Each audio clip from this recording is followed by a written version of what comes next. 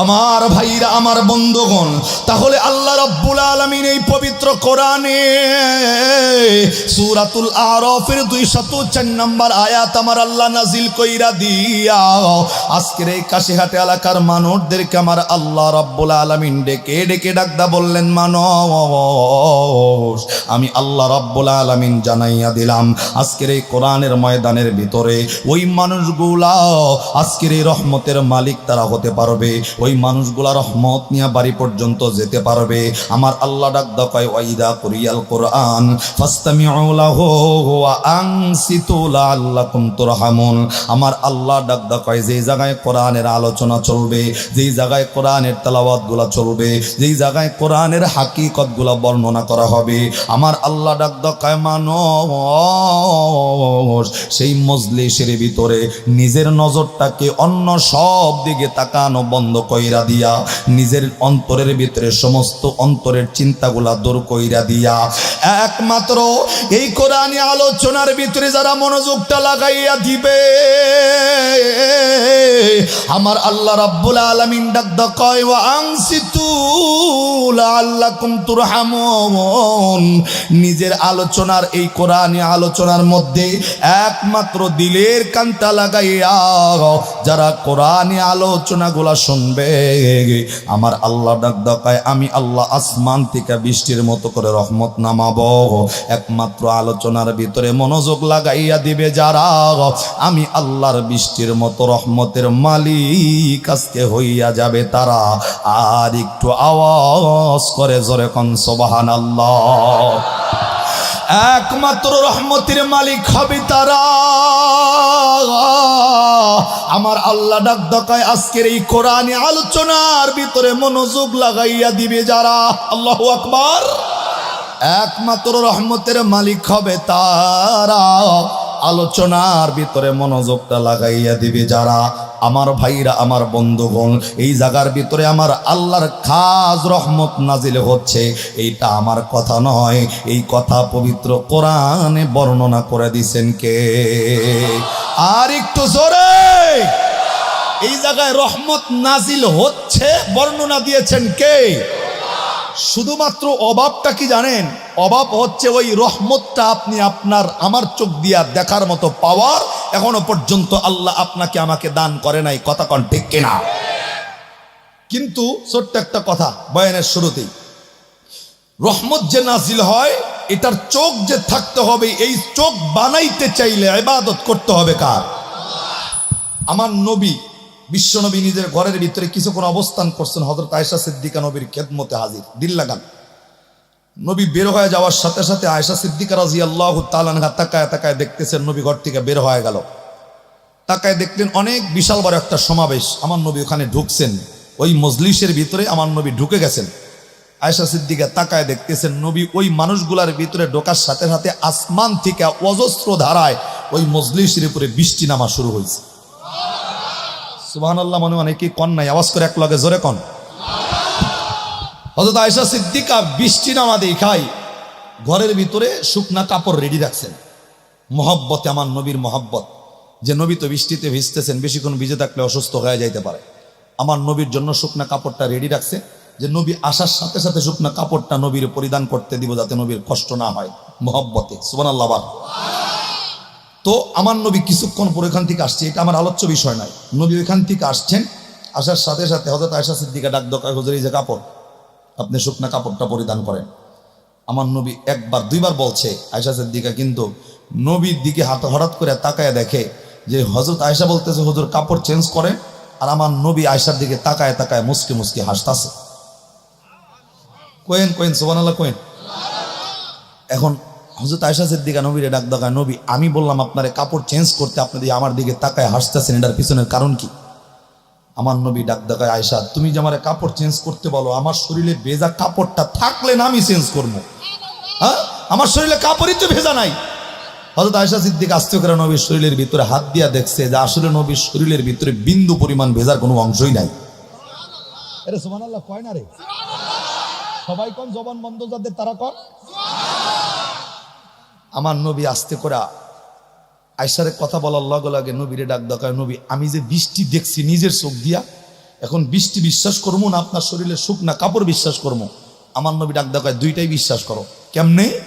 কয় দুইটাই বিশ্বাস করার পিছনের কারণ, তুমি যেটা দেখছো মজলিসের ভিতরে ঢোকার সাথে সাথে আকাশ থেকে অজস্র দ্বারায় বৃষ্টিটা নামছে, আসলেও এই বৃষ্টিটা আল্লাহ তাআলার মেঘের কোনো বৃষ্টি নয়। ওই জায়গায় গিয়ে তো আমি নবী কালেমার দাওয়াত দিতেছিলাম, ওই জায়গায় দিয়ে তো কোরআনের কথা বলতেছিলাম। তুমি কি জানো আল্লাহ পবিত্র কোরআনে সূরাতুল আরাফের 204 নম্বর আয়াতের বর্ণনাটা কি? বর্ণনা হলো এই দিন মসজিদ যেই জায়গায় তৈরি হবে ওই জায়গার ভিতরে বৃষ্টির মতো করে রহমত নাজিল করে দিবেন কে? আয়েশা, তুমি যে বৃষ্টিটা দেখছো সত্য বৃষ্টি হলেও এই বৃষ্টিটা মেঘের বৃষ্টি নয়, এটা ছিল আমার আল্লাহ তাআলার রহমতের বৃষ্টি। এই রহমতটা দেখার মতো চোখ আল্লাহ তোমারে তৈরি করে দিছে, এর জন্য তুমি দেখতে পাচ্ছ। শুধু এখানেই শেষ নয়, ইমাম আবু হানিফা রাহমাতুল্লাহি আলাইহির ছোট্ট একটা কথা, উনি মসজিদের ভিতরে ঢুকতেছেন, এক যুবক, মনে করেন আপনাদের এই কাশিহাটার একটা যুবক মসজিদের বাইরে উজু করতেছে টিউবওয়েল কিংবা উজুখানার ভিতরে। আবু হানিফা রাহমাতুল্লাহি আলাইহি দাঁড়ায় তার সম্পূর্ণ উজুটা দেখছেন। দেখার পরে যুবক যখন উজু করা শেষ করে দাঁড়াইছে, আবু হানিফা রাহমাতুল্লাহি আলাইহি আস্তে করে ডাক দেয়, যুবক, হায়াতের জিন্দেগিতে জেনা করছো? জেনা? আপাতত একবার সুবহানাল্লাহ কোন। এখন জেনা করার কথা বলার পরে সুবহানাল্লাহ কেন কইতে বলছি, এর পিছনে কারণ। আবু হানিফা রাহমাতুল্লাহি আলাইহি যখন বলছে যুবক জেনা করছো, যুবকটা তো হুজুররে চেনে না, হুজুর ওই যুবকরে চেনে না। যুবক আস্তে করে নিজের অসুখ যেই জায়গায়, অসুখের ভিতরে যদি মলমটা ভালো করে লাগা যায়, যেমন অসুখ চাইরা যায়, এবং আপনার যেই রোগ, এই রোগ সম্পর্কে কথা বললে যেমন আপনি মনোযোগ লাগায় কথা শোনেন, ঠিক এমনি ওই যুবক তো জেনার রোগের রোগী। যখন জেনার কথাটা কইছে, আস্তে করে সামনে আইসা চোখের পানি ছাইরা দিছে, হুজুর আমি যে জেনা করছি দুনিয়ার জমিনে একমাত্র আমার আল্লাহ জানে, যার লগে করছি সে জানে, আর আমি জানি, তাছাড়া বাদ বাকি পৃথিবীর কোনো মানুষ, সেকেন্ড কোনো পার্সন জানে না। আমি যে জেনা করছি আপনারা কে জানায় দিছে? চোখের পানি ছাইরা দিয়া কথা বলার পর আবু হানিফা রাহমাতুল্লাহ আস্তে করে ডাক দেয়, যুবক আমি তো তাকায় দেখলাম তুমি যে ওযুগুলা করতেছো, তোমার ওযুর পানি যে শরীর থেকে জেরা জেরা করে যাইতেছে, ওযুর পানিগুলা যে গড়ায় যায়, আমি দেখতেছি তোমার ওযুর পানির লগে লগে আল্লাহ তোমার জিন্দেগীর জেনার গুনাহগুলা জড়ায় দেয়। আমি দেখতেছি তোমার শরীরের ওযুর পানি যেখান দিয়া গড়তেছে, আল্লাহ তোমার শরীরের জেনার গুনাহগুলা ওযুর পানির লগে জড়ায় দিতেছেন। সেম আলোচনা এই ইমাম আবু হানিফা রাহমাতুল্লাহ এক যুবকের ওযু দেখে বলছে, যুবক চুরি করছো কি লিগা? ডাক দকায়, হুজুর চুরি করছি, কোনোদিন ধরা পড়ি নাই। কে কইলো আপনারে? ডাক দকা, আমি তো দেখলাম তোর ওযুর পানির লগে আল্লাহ তোর চুরির গুনাহগুলা জড়ায়। এখানে দুইটা বিষয় স্পষ্ট। নাম্বার ওয়ান, ওই চোখ আল্লাহ ইমাম আবু হানিফা রাহমাতুল্লাহ আলাইহি দান করছে একজন ওযুর পানি দেইখা, তিনি মানুষের গুনাহ যে করেছেন এই গুনাহগুলা তিনি দেখতে পারছেন। আর দুই নাম্বার হলো, বান্দা শুধু ওই আবু হানিফার জামানায় নয়, বর্তমান জামানায় যদি আপনি ওযুটা করেন, পবিত্রতা অর্জনের লক্ষ্যে নামাজের জন্য যে ওযুটা করবেন, যে কোনো কারণে ওযুটা যখন করবেন, এ বন্ধু এটা কিন্তু প্রমাণিত, আপনার ওযু করার সাথে সাথে আপনার জিন্দেগীর গুনাহগুলো আল্লাহ ওযুর পানির লগে জড়ায় দিবে। দেখতে পারতাম যদি ওই চোখ তৈরি করতে পারতাম। কথা কন ঠিক না? এখানে যারা বসছি ভাই, হায়াতের জিন্দেগিতে গুনাহ ছাড়া কেউ আসি? জোরে কন। অনেকে মনে হয় ভাব ধরে কথা কইতেছেন না যে হুজুর আমার স্ট্যাটাস আছে, গুনার কথা কইতাম কি লিগা? আকাশ থেকে তাকায় দেখবেন যখন বৃষ্টিগুলা নামে, এই বৃষ্টির পানি কিন্তু উঁচা জায়গায় জমে না, গড়ায় গড়ায় দেখবেন নিচা জায়গায় জমা হয়েছে। ঠিক না? ঠিক না? তার মানে কি, নিজেরে আত্ম অহংকারী কইরা, গর্বকারী কইরা, মনে করেন যে আমি না জানি কি হয়ে গেছি। আরে সব বাদ দেন, মরে যাওয়ার লগে লগে শরীরের দাঁতগুলা খসে যাব, চুলগুলা খসে পড়বো, গোস্তগুলা খসে যাবে, কোনটা বাচ্চা কোনটা ফকির দেখার টাইম নাই, চেনার টাইম নাই। কথা কন ঠিক না?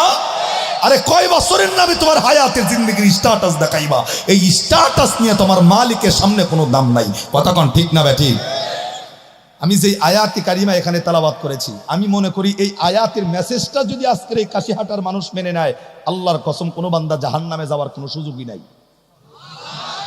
কোয়েন সুবহানাল্লাহ, কোয়েন আবার, কোয়েন আবার। কোন জায়গায় যাওয়ার সুযোগ নাই? জাহান্নামে যাওয়ার সুযোগ নাই। সুবহানাল্লাহ কে একবার হইব? আজকে মাহফিলে তো মুরব্বী মানুষ বেশি, আলহামদুলিল্লাহ। সব মাহফিলে যায় পাই যুবক বেশি, আজকে পাইছি মুরব্বী বেশি। হ্যাঁ, মুরব্বীরা চিন্তা করছে মরমু কয়দিন পরে কজ হই না মরিগা, আর যুবকদের ওরা চিন্তা করতেছে বাইচা থাকবো বহুত দিন, টাইম আছে। হ্যাঁ, ছোট্ট একটা কথা কই দেন আলোচনার বাহিরে। আমার ভাইরা, আপনারা তো নদী এলাকার মানুষ, নৌকা খুব ভালো চেনেন। এই যে মনে করেন নৌকা, বাপ এবং পোলা পাট বিক্রি করতে যাইতেছে নৌকায়, যদিও কোরআন হাদিসের বাহিরে, শুধুমাত্র জাস্ট উদাহরণ। বাপে নৌকা বাইতেছে, পোলা এখানিতে বসা, ও কিচ্ছু করে না, খালি বয়ে বয়ে মোবাইল টিপতেছে মনে করে। তো নৌকা বাইতেছে, বাপে ঘাইমা চুরে অস্থির হয়ে গেছে নৌকা বাইয়া, পোলারে ডাক ডাকায়, রে আমি বাপ বুড়ি হয়ে গেছি গা, আর তুই নৌকা বাস না, আমি নৌকা বাইয়া ঘাইমা যাই, চোখে দাওস না নৌকাটা বা। পোলা ডাক ডাকা, বাপ আমি তো মাগার জোয়ান আছি, তুমি তো বুড়া, কবে মইরা যাও তার তো ঠিক নাই, এখন সামনে নৌকা বাবার চান্স আছেই না না আছে, যেহেতু মোর বাতিলে নৌকাটা বাইয়াই মরো। হ্যাঁ, আমি বাঁচবো বহুত দিন, নৌকা বাবার টাইম আছে আমার, আমি তো বাইসে থাকবো, আর তোমার তো সামনে চান্স নাও থাকতে আরে। বাপে দেখছো কথা তো হাসা, যেহেতু মোর মতিলে নৌকা বাইয়াই মরি, সামনে চান্স নাও থাকতে আরে। গাইমা চুরে একা মনে করেন হাট খোলায় গিয়েছে, পাট পুট বিক্রি কইরা এখন মোর বোঝে হতো, দুনিয়ার আর কোনো চিন্তা নাই, পাট বেচা টাকা দিয়া সংসারের চিন্তা বাদ দিয়া 1 কেজি জিলাপি, 1 কেজি মিষ্টি, 1 কেজি চিড়ি, আর 1 কেজি দই কিনছে, কিনা নৌকায় আইসা পোলা ওইখানিতে, আর বাপ এইখানিতে বয়ে বয়ে একলা একলা খায়, আর পোলার মিশায় থাকে খালি। পোলায় ডাক দেখায়, বাপে আমি তো পোলা আসলি নকল তো না, মাগার এত কিছু একলা খাইতেছ, মাগার পোলার খবর নাও না খেলা। হ্যাঁ, পোলা বয়ে রয়েছে, কিচ্ছু দেখি কম না, এক মুঠ সিরা হাত দিলে তাও তো হয়। বাপে ডাক দেখায়, বাপে ময়রা যে হুঁ তুমি জামো বেড়ো খায়া মরিবি, বাঁচলি বহুত দিন খাইতে পারবি, কথা কন ঠিক না? মোর মুজে তো খায়া মরি, আর বাঁচলি বহুত দিন, তোর খাওয়ার টাইম আছে। ঠিক এর জন্যই আজকে এলাকার মুরব্বী মানুষ বসছে, এলাকার যারা যুব সমাজ, ওরা চিন্তা করতেছে বহুত দিন বাস মইরা যাওয়ার পরে বাস বলতে পারলাম বহু, কতক্ষণ ঠিক না? কিন্তু একটা কতক্ষণ হায়াতের জিন্দিগির 1 সেকেন্ডের গ্যারান্টি আসেনি। কত দাদা বিছানার ভিতরে লাইগা আড্ডি ঠিক গেছে, এই দাদা মরে না, কিন্তু টাগরা যুবক নাতিন 20 বছরের দাপ করে পয়রা মরে যাইতেছে, এমন নজির আছে না নাই? এর জন্য আমি মনে করবো এখনো যারা রাস্তায় বসে আছেন, আসেন মাহফিলের ভিতরে, আসলে ফায়দা আছে না নাই?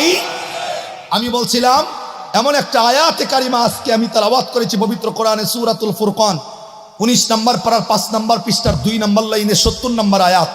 এই আয়াতের ভিতরে এমন একটা মেসেজ আল্লাহ ঢুকায় দিয়েছেন, বলার সাথে সাথে প্রত্যেকটা মানুষ গুনাহগার যারা, বিশেষ করে আমার মতো, কলিজাটা একেবারে শীতল হয়ে যাব, ঠান্ডা হয়ে যাবে। এই আয়াতের মেসেজটা শোনার লগে লগে কলিজাটা ঠান্ডা হয়ে যাবো ভাই একদম। কি ভাববেন যে আল্লাহ কি কইল এই আয়াতের ভিতরে। আল্লাহু আকবার কোন। আমার ভাইরা, এইখানে আমরা যারা বসছি সবাই কম বেশি গুনাহগার, এমন কেউ নাই যে গুনাহ করি নাই, কারো কম কারো বেশি, কথা কোন ঠিক না? কিন্তু আল্লাহ পাক রব্বুল আলামিনের বর্ণনা কি জানেন? আল্লাহ ডাক দেখায়, বান্দা বিশ্বনবী তো কিয়ামতের ময়দানে, আমার নবীর জবানের বর্ণনা আছে, আমার নবী ডাক দেখায় কিয়ামতের ময়দানে এই কাশিহেটে এলাকার একটা মানুষকে যদি আমার আল্লাহর কাঠগড়ায় দাঁড় করায় দেয়, আল্লাহর নবী বলছেন আল্লাহর কাঠগড়ায় যদি একটা বান্দারে আল্লাহ দাঁড় করায় দেয়, যদি বান্দারে দাঁড় করায় দেয়, আল্লাহ তার কাছে হিসাব চায়, আমার নবীর স্পষ্ট বর্ণনা, আল্লাহর নবী ডাক দেখায় ওই বান্দা যার কাছে আল্লাহ হিসাব চাবে, ওই বান্দা জান্নাতে যাওয়ার সুযোগ নাই, বান্দার সাথে সাথে জাহান্নামী হয়ে যাবে। জোরে আবার নাউজুবিল্লাহ কোন। আবার কথার ভিতরে দিল লাগান, যে নবী বলছেন কোন বান্দার একটা মানুষের কাছে যদি আমার আল্লাহ হিসাব চায়, নবী ডাক দেখায় ওই লোকটাই জাহান্নামী।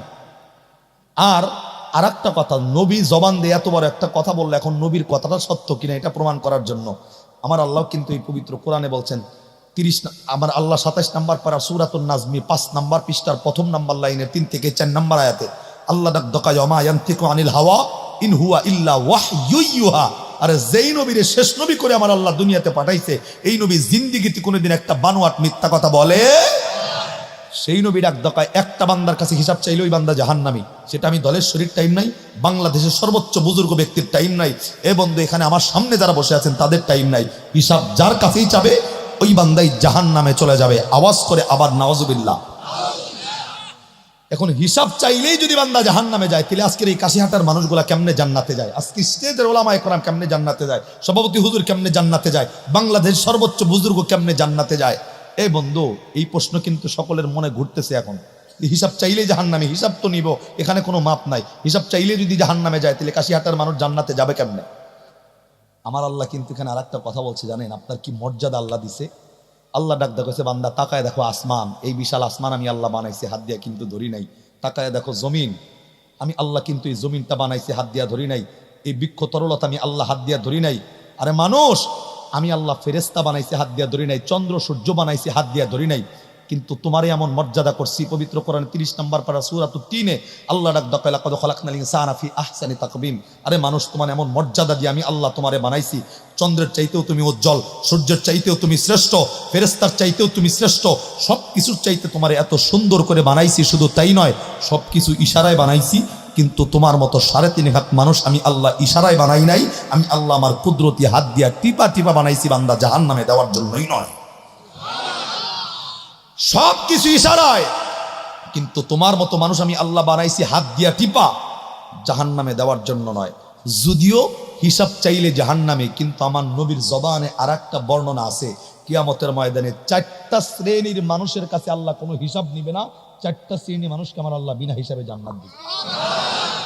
আর একটু যদি সুবহানাল্লাহর যদি এই আলোচনাটা পছন্দ হয় যে 4টা শ্রেণীর মানুষ বিনা হিসাবে জান্নাতি, আর যাওয়ার ইচ্ছা যদি থাকে দিল থেকে সুবহানাল্লাহ জোরে হবে আবার। নাকি জাহান্নামে যাওয়ার ইচ্ছা আছে? আমরা জান্নাত চাই না জাহান্নাম? এরে ও যারা কথা কয় না এরা কোন জায়গা? জোরে কোন, জান্নাত না জাহান্নাম? জাহান্নামে কে কে যাবেন ইনশাআল্লাহ বলে হাত তোলেন, দেখেন আল্লাহর। আমি দেখতেছিলাম তাল তুল ঠিক আছে নি, কিন্তু আজকে তাল ঠিক আছে। মারহাবা কোন? একজন অনেক মানুষ মাহফিলে এসে ঘুমায়, আছে না? খামের লোক হেলানটা দিয়ে ঘুমায়, 5 মিনিটের ভিতরে ঘুমায় যায়। তো হুজুর এক মাহফিলের ভিতরে বয়ানে বলছে, এই জাহান্নামে কি কে যাবে হাত তোলো। যেই বেটা ঘুমাইছে ওর তো দিন দিন আর কোনো খেয়াল নাই, পুরো ময়দানে একলা হাত তুলে বয়ে রয়েছে। হুজুর আর জিগাইছে, তুই হিন্দু না মুসলমান এটা কম। এখন ও আশেপাশে চাই দেখে আমি স্যার আর কেউ নাই। কয় হুজুর আমার দিকে কি হিন্দু মনে হয়? কয় হিন্দু মনে হয় না, কিন্তু জাহান্নামে যাওয়ার লিগা কি দুঃখটা উঠলো যে হাত তুলে বয়ে রইছস। এখন ডাক দাও কয়, হুজুর আমি তো জানি যে হুজুরা যখন হাত তুলতে কয় ভালো কামাই কয়, আপনি যে জাহান্নামের প্যাঁচ মারছেন ওটা জানি আমি। এখন হুজুর তো প্যাঁচ মারে নাই, নিজে ঘুমায় যে প্যাঁচ লাগাইছে হুজুরের দোষ দিয়ে বয়ে রইছে। এর জন্য কিছু পাবলিক আছে তালে না থাকলে আমি কমই একটা সকালবেলা চাষটলে দেখবেন সমালোচনার ঝড় উঠছে দলের শরীর নামে। কথা কন ঠিক না? এবার আওয়াজ করে ধরে বলেন, জান্নাতে যাওয়ার ইচ্ছা আছে না নাই? ভাই এই যে জান্নাতে যাওয়ার ইচ্ছা, এই জান্নাতের মালিক কে কোন তো? কিন্তু হাদিস তো ভিন্ন কথা কয়, জান্নাতের মালিক তো আল্লাহ না। আমি তো দেখলাম হাদিসের ভিতরে জান্নাতের মালিক হইলে কাশিয়াটার মানুষ। আরে না কয় সুবহানাল্লাহ মারেন মিয়া, আবার জোরে কন। জান্নাতের মালিক আমরা, জোরে কন কেডা? আওয়াজ দিয়ে আবার জোরে কন কেডা? জান্নাতের সৃষ্টিকর্তা হলেন আল্লাহ। জান্নাতের সৃষ্টিকর্তা কে? জান্নাতে কি আল্লাহ থাকবো? গরু বাছুর থাকবো?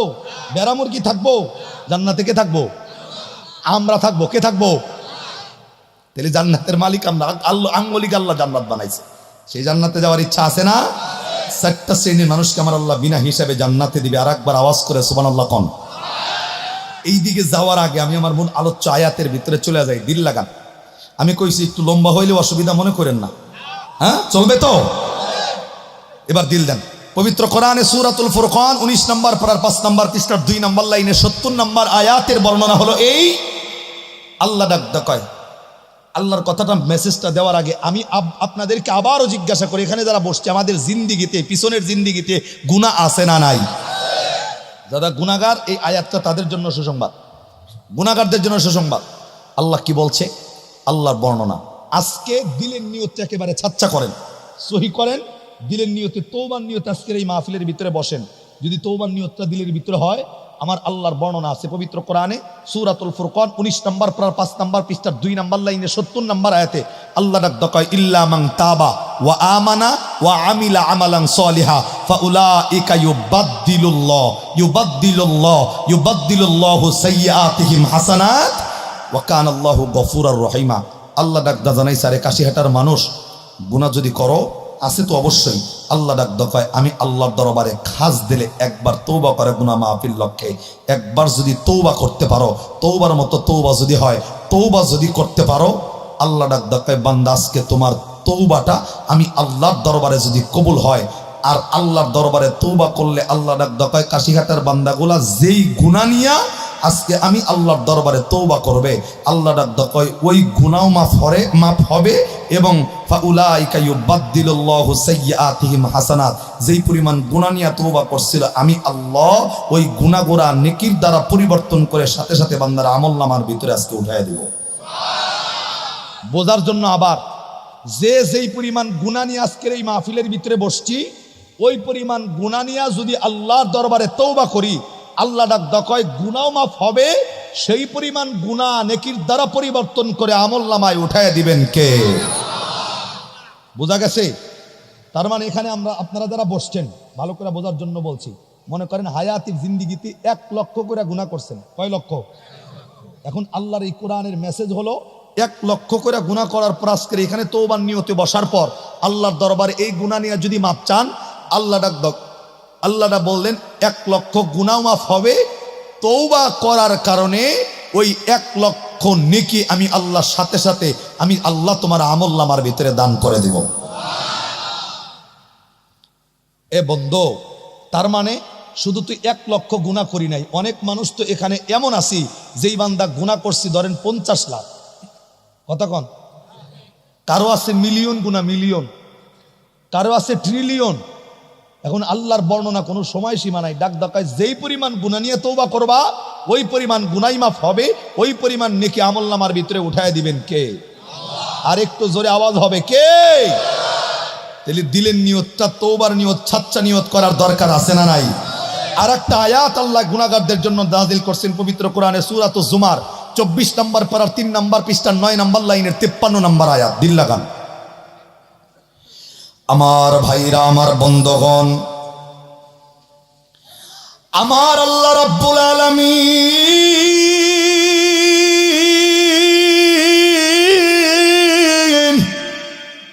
এই পবিত্র কোরআনে গুনাহ মাফের জন্য, গুনাহগার বান্দাদের জন্য আমার আল্লাহ বন্ধু একে একে 2টা আয়াত। 1 নম্বর আয়াত হইল আমার আল্লাহ রাব্বুল আলামিন পবিত্র কোরআনে সূরাতুল ফুরকান 19 নম্বর পারার 5 নম্বর পৃষ্ঠার 2 নম্বর লাইনে 70 নম্বর আয়াতের বর্ণনা। এই বন্ধু আয়াতটা ভালো করে মুখস্থ করে, ঠোঁটস্থ করে, মোবাইলে রেকর্ড করে খাতার ভিতরে লিখে নেন। আগামীকালকে সকালবেলায় কোরআনের লগে মিলাবেন। এ বন্ধু, কি মেসেজ আল্লাহ আপনাকে আমাকে দান কইরা দিছে আমার ভাইরা রে। আমার আল্লাহ ডাক ডাকা মানর যে যেই পরিমাণ গুনাহ নিয়ে আজকে আমি আল্লাহর দরবারে তওবা করবা, আমি আল্লাহ রাব্বুল আলামিন বান্দা ওই পরিমাণ গুনাহগুলা মাফ হইয়া যাইব। শুধুমাত্র গুনাহ মাফ করে আমি আল্লাহ ক্ষান্ত হইয়া যাব না। আমি আল্লাহ রাব্বুল আলামিন জানাইয়া দিলাম ওই পরিমাণ গুনাহ নিয়া তওবা করার কারণে আমি আল্লাহ তোমার প্রতি খুশি হইয়া, আমি আল্লাহ তোমার প্রতি রাজি হইয়া, আমি আল্লাহ ওই পরিমাণ নেকি বান্দা তোমার আমল আমার ভিতরে উঠাইয়া দিব।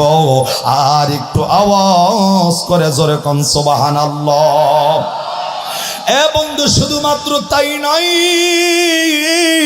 আল্লাহ রাব্বুল আলামিন সূরাতুজ জুমার 24 নম্বর পারা 3 নম্বর পৃষ্ঠার 9 নম্বর লাইনের 53 নম্বর আয়াতের ভিতরে আমার আল্লাহ রাব্বুল আলামিন ডেকে ডেকে ডাক দিয়ে বললেন, কুল ইয়া ইবাদিয়াল্লাযীনা আসরাফু আলা আনফুসিহিম লা তাকনাতু মির রাহমাতিল্লাহ ইন্নাল্লাহা ইয়াগফিরুয যুনুবা জামিআ ইন্নাহু হুয়াল গফুরুর রহিম। আর একটু জোরে জোরে কোন আল্লাহু আকবার। আমার ভাইরা, আমার বন্ধু, আল্লাহ ডাক ডাকায় কাশিহাটার গুনাহগার বান্দা, কি পরিমাণ গুনাহ করছো আমি আল্লাহ দেখবো না তোমার আসমান পরিমাণ গুনাহ, আমি আল্লাহ দেখবো না তোমার গুনাহটা দুনিয়া ভইরা গেছে। আমার আল্লাহ রাব্বুল আলামিন ডাক ডাকায় মানুষ রে, আমি আল্লাহ জানাইয়া দিলাম যেই পরিমাণ গুনাহ তুমি করেছো, গুনাহ কইরা কইরা যদি গুনার পাহাড় হইয়া যায়, গুনাহ কইরা কইরা যদি আসমানটা ঠেকাইয়া দাও, আমার আল্লাহ রাব্বুল আলামিন ডাক ডাকায় বান্দা হায়াতের জিন্দেগির মরণের আগের দিনে যদি তোমার মনে হইয়া যায় আর আমি তো গুনাহগার, সারা জীবন যা করেছিলাম সব অন্যায় ছিল, সব ভুল ছিল, আল্লাহ ডাক দেয় মৃত্যুর আগের দিনে কোনো বান্দা যদি অন্তরের নিয়তটা সহি কইরা, অন্তরের নিয়তটা খালিস বানাইয়া কোনো বান্দা যদি আল্লাহর দরবারে তওবার নিয়তে আমার আল্লাহর কাছে যদি হাতটা বাড়াইয়া দেয়, এই কোরআনের সাক্ষী অনুযায়ী আল্লাহ ডাক দেয় আসমান বড় বড় গুনাহগুলা আমার আল্লাহ মাফ কইরা বান্দারে আমার আল্লাহ রহমতের কোলে তুলবে। আর একটু আওয়াজ করে সুবহানাল্লাহ। এর জন্য বলছি বন্ধু, আল্লাহ আপনাকে আমাকে বানাইছে দুনিয়ার জমিনে জাহান্নামে দেওয়ার জন্য নয়। এই বন্ধু, আল্লাহ আপনাকে আমাকে বানানোর পিছনে কিন্তু একটা কারণ আছে। আমার আল্লাহ কিন্তু পবিত্র কোরআনে সূরাতুল মুমিনুনের 115 নম্বর আয়াতের ভিতরে উল্লেখ কইরা দিয়েছেন। আল্লাহ ডাক দিয়া বললেন আফাহাসিবতুম আন্নামা খলাকনাকুম আবাসাও ওয়া আন্নাকুম ইলাইনা লা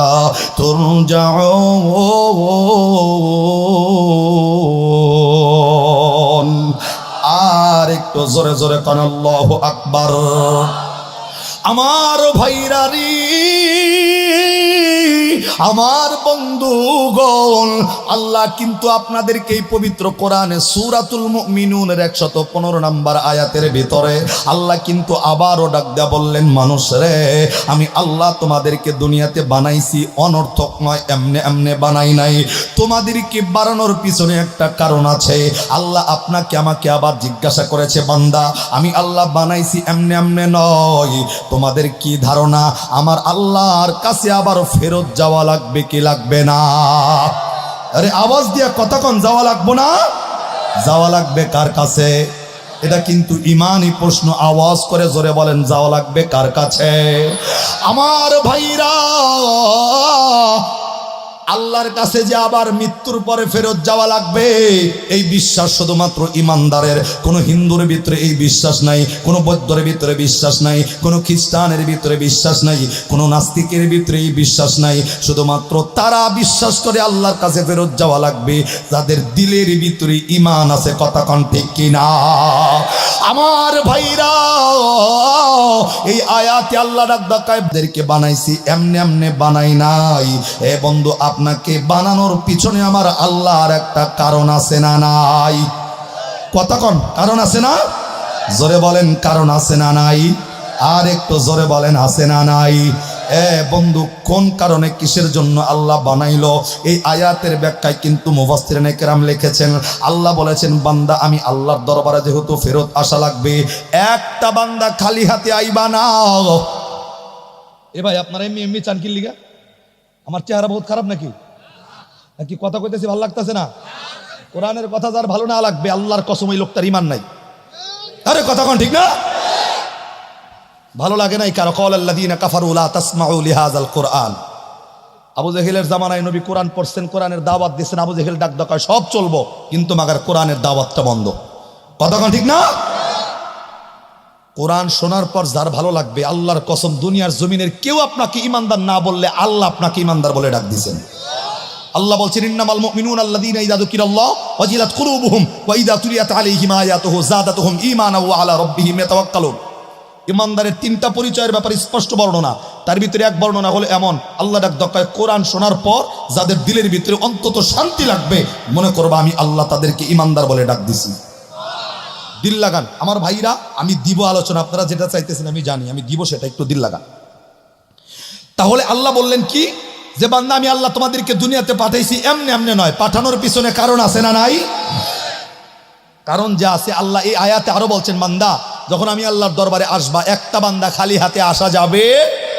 দেখেন আজকে নিজের বন্ধুর বাড়িতে গেলে কিন্তু খালি হাতে যায় না, জামাই শ্বশুর বাড়িতে গেলে খালি হাতে যায় না, নিজের ওস্তাদ ছাত্রর বাড়িতে গেলে, ছাত্র ওস্তাদের বাড়িতে গেলে খালি হাতে যায় না, সবাই হাতে করে কিছু না কিছু উপহার টৌকন নিয়ে যায়। আল্লাহ ডাক দেয়, বান্দা যেহেতু বিশ্বাস করো আন্নাকুম ইলাইনা লা তুরজাউন, আল্লাহর দরবারে যেহেতু ফেরত যাওয়া লাগবে, মনে রাখো একটা বান্দা কিন্তু খালি হাতে আসা যাবে। এখন আল্লাহ ডাক দেয়া কইলো, বান্দা যখন আমি আল্লাহর দরবারে আইবে, একটা বান্দা খালি হাতে যায় না। এখন আমি কাশিহাটার মানুষদেরকে জিজ্ঞাসা করতে চাই, আল্লাহর দরবারে যদি আল্লাহ কিছু নিয়ে যাইতে বলে, আপনাদের মন মানসিকতা কি? কি নিয়ে যাওয়ার নিয়ত করছেন? তিনজনে কয় আমল, আর দিয়ে কথা কয় না। জোরে কন কি?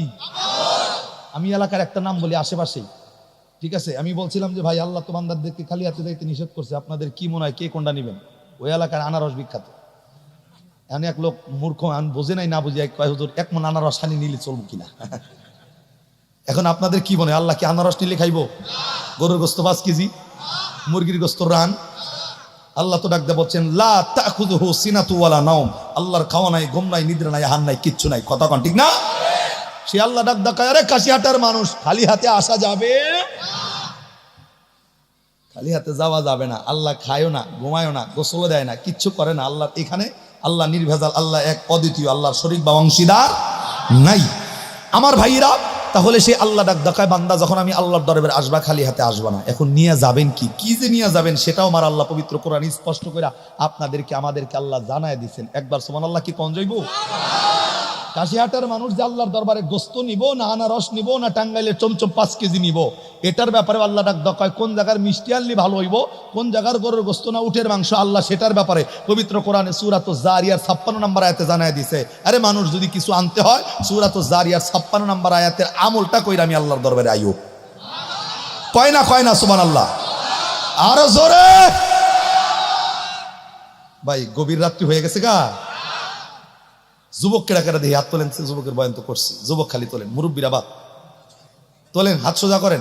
যারা এইটুকু হাত তুলছেন ভাববো অগ শক্তি কোনো হানেই নাই, হাত সোজা করেন টানা। যুবক এডি যুবক, আমি খালি তাকায় দেখলাম এতক্ষণ খালি মুরব্বীরা সুবহানাল্লাহ কইতাছে। মুরব্বী গো তাগো আওয়াজ মুখের জবান দিয়ে আমি জোরে চাইতাছি না। যুবক যারা শক্তি আছে না, 3 জনে কয় আছে, 8 কয় হুজুর হালবা হারবাল। আরে জোরে কান শক্তি আছে না নাই? যুগের একটা তাকবীর দিয়া সামিয়ানা জানি উপরে ওঠে, কাশিয়াটার মানুষ জানি বোঝে কালকে মাহফিল হয়েছে এখানে। কতক্ষণ ঠিক নেই? হাতের মুঠ করেন এমনি, এমনি উপর দিকে তাকবীর হইব। কেমনে? এমনি দিয়ে আর একজনের কান ভাঙবেন না, এমনি খালি যুবক তাকবীর হবে একটা। রেডি তো? কথা কয় না? নারায়ে তাকবীর। এগুলা 10 জনের তাকবীর হয়নি, আওয়াজ দেন নারায়ে তাকবীর। দিতাছে সবাই? আবার কাছে দেয় না কেরা, সিমটি দেখবার সিরা দিবি নর। আবার নারায়ে তাকবীর। এই আওয়াজটা যেন থাকে। মুরব্বী আওয়াজ আমি চাই না জোরে, সারা জীবন হেরা দিছে, নৌকা হেরা বাইছে সারা জীবন, আজকে আমগো বাউন লাগবো। কথা কন ঠিক না? এর আল্লাহ ডাক দেখায় বান্দা কি নিয়ে আইবা সেটা বর্ণনা আমি আল্লাহ জানাইছি সূরাতুজ জারিয়ার 56 নম্বর আয়াতে। সুবহানাল্লাহ জোরে। কি যে নিয়ে যাবেন, কোন জায়গার আনারস, কোন জায়গার মিষ্টি, কোনটা নিলে আল্লাহ খুশি হয় দিল লাগা। আল্লাহ ডাক দিয়া বললেন ওয়ামা খালাকাতুল জিন্না ওয়াল ইনসা ইল্লা লিয়াবুদুন।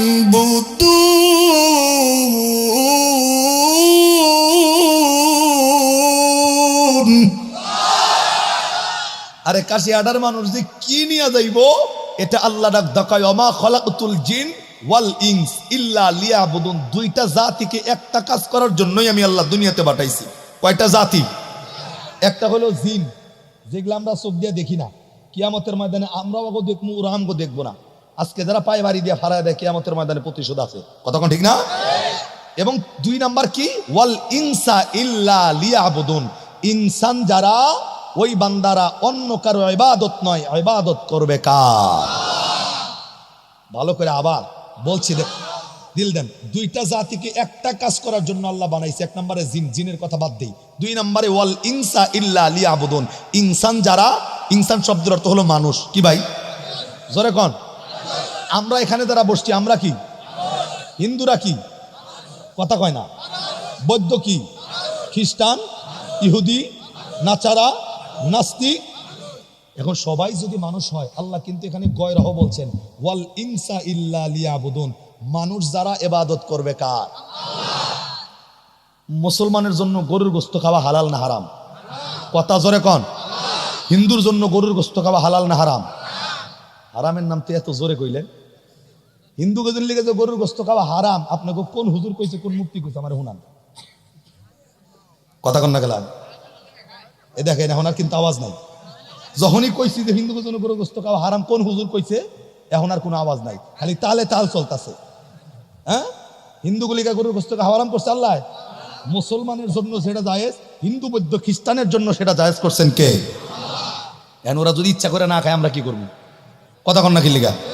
মুসলমান দেখবেন রমজান মাসে পর্দার আড়ালিয়ে দেওয়া, যেমন আল্লাহ যে জায়গায় দেখে না সেই জায়গায় যে রোজা ভাঙ্গা খায়। অনেক হিন্দুরা হোটেলের ভিতরে গিয়া দেখেন যে গরুর গোস্ত অর্ডার করে সম্মানে কথা ডুবে খাইতেছে। কথা কন না গেলা?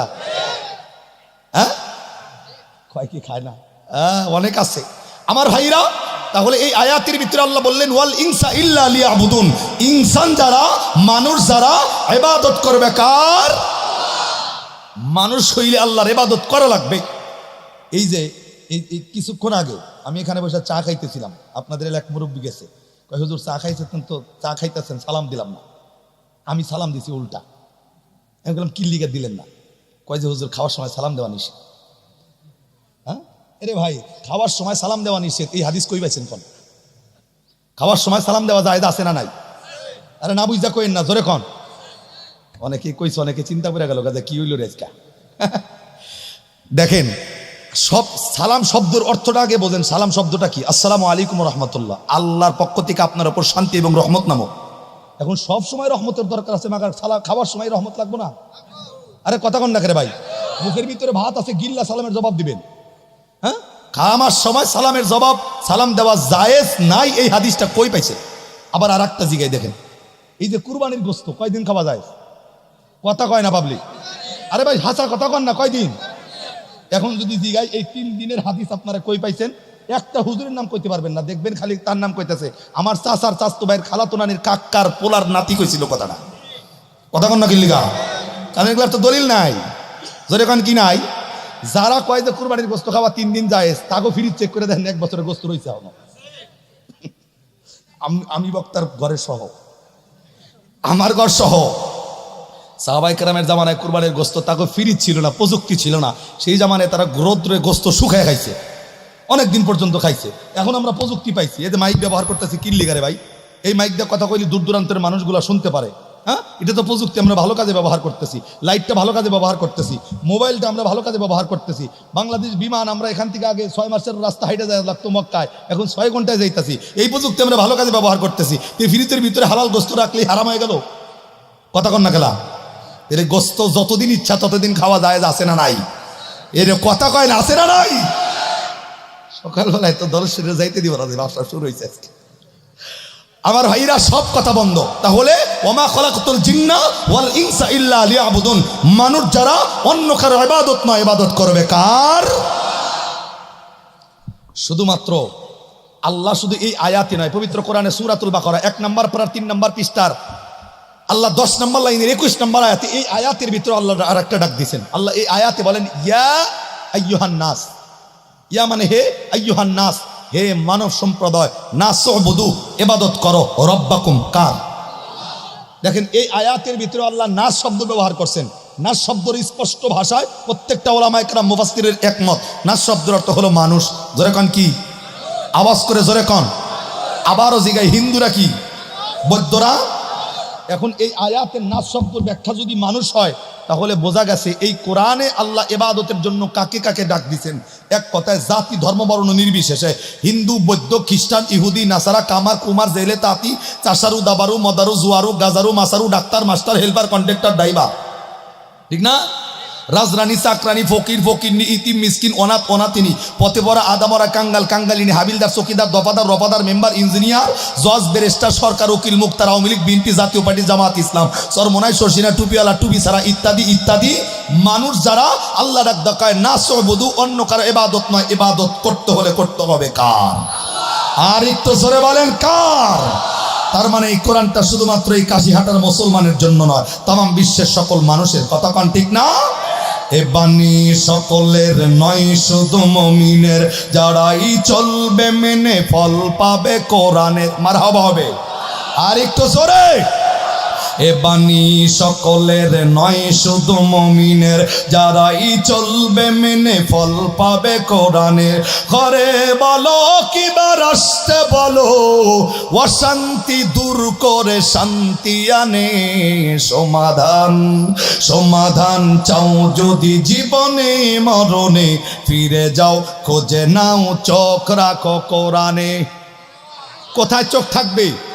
আমার লগে লগে আওয়াজ দেন, ফিরে যাও খোঁজে নাও চোখ রাখো, সবাই ফিরে যাও খোঁজে নাও চোখ রাখো।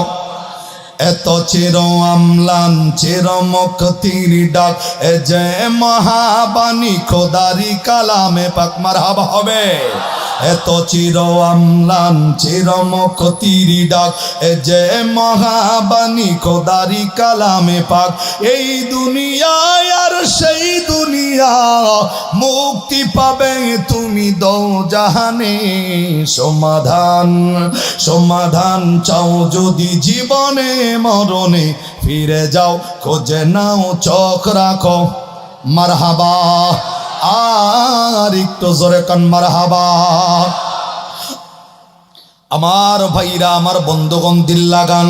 আমার আল্লাহ রাব্বুল আলামিন এই পবিত্র কোরআনে 1 নম্বরে সূরাতুল মুমিনুনের 115 নম্বর আয়াতের ভিতরে আল্লাহ ডাক দেখায়, মানুষ, প্রত্যেকটা মানুষ কিন্তু আমি আল্লাহর কাছে ফেরত যাওয়া লাগবে। আমি আল্লাহ তোমাদেরকে এমনি এমনি বানাই নাই, আমি আল্লাহ তোমাদেরকে একটা কাজ করার জন্য বানাইছি। হে বান্দা, যখন আমি আল্লাহর দরবারে আসবা, কেউ খালি হাতে আসবা না। বান্দারা কি নিয়ে যাবে? আল্লাহ ডাকদা বললেন, ওয়ামা খলাকতুল জিন্না ওয়াল ইনসা ইল্লা লিয়াবুদুন। এ বন্ধু, আল্লাহ ডাকদা কয়, একটা জিনিস আমি আল্লাহ তোমার কাছে চাই, ওই জিনিসটা অন্য কিছু নয়।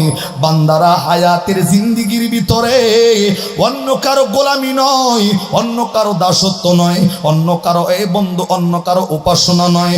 ইবাদত যদি করতে হয়, গোলামি যদি করতে হয়, একমাত্র গোলামি করব কার? একমাত্র ইবাদত করতে হবে কার? এ বন্ধু,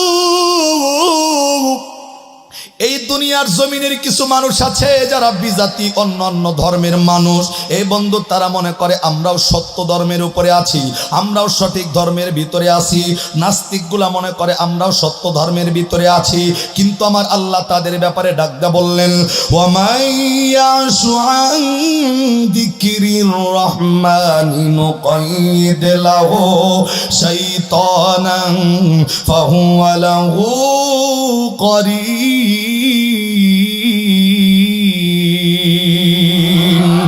আল্লাহ ডাক দেখায়, সব মানুষগুলা কিন্তু আমি আল্লাহর ইবাদত করে না। এই বন্ধু, কিছু মানুষ দেখবেন তার মন মর্জি ইবাদত গুলা কইরা জিন্দেগিটা সাজাইতেছে। আমার আল্লাহ রাব্বুল আলামিন তাদের ব্যাপারে ডাক দেখায়, ওমাইয়াশু আন যিকরির রহমানি নুকাইদ লাহু শাইতানান ফাহুয়া লাহু করিন। যেই বান্দাগুলা আমি আল্লাহর কাছ থেকে মুখটা ফিরাইয়া নিবি, যেই বান্দাগুলা আমি আল্লাহ বলা হইয়া যাবে, যেই বান্দাগুলা কোরআন বলা হইয়া যাবে, যেই বান্দাগুলা উলামায়ে কেরামের সহবত ছেড়ে দিবি, আল্লাহ ডাক দেখায়, নুকাইদ লাহু শাইতানান ফাহুয়া লাহু করিন। ওই বান্দাদেরকে শয়তান এমন ভাবে আসর করবে, শয়তান দিলের ভাবে এমন ভাবে বই সাজাবে, আমার আল্লাহ ডাক দেখায়, ওই বান্দারা আর আমি আল্লাহর ইবাদত করবে না। ওই বান্দা তখন শয়তানের গোলাম হবে, শয়তানের দাসত্ব করবে। এ বন্ধু, আল্লাহর ইবাদত বাদ দিয়া শয়তানের গোলামি করলে আমার আল্লাহ তাদের জন্য একটা জায়গায় রেখেছেন। আল্লাহর বর্ণনা, ওয়াসিকাল্লাযীনা কাফারু ইলা জাহান্নামা যুমারা। আল্লাহর ইবাদত ছেড়ে দিয়া শয়তানের ইবাদত করলে আপনার আমার জন্য জাহান্নাম আছে না নাই? আর একটু জোরে বলেন, আছে না নাই? এ বন্ধু, কিন্তু সবচাইতে দুঃখজনক বিষয়, আজকে প্রত্যেকটা মানুষ উলামায়ে কেরামের সহবতকে ছেড়ে দিয়া যার যার ব্যক্তিগত আমলগুলা হায়াতের জিন্দেগির ভিতরে কন্টিনিউ করতেছে।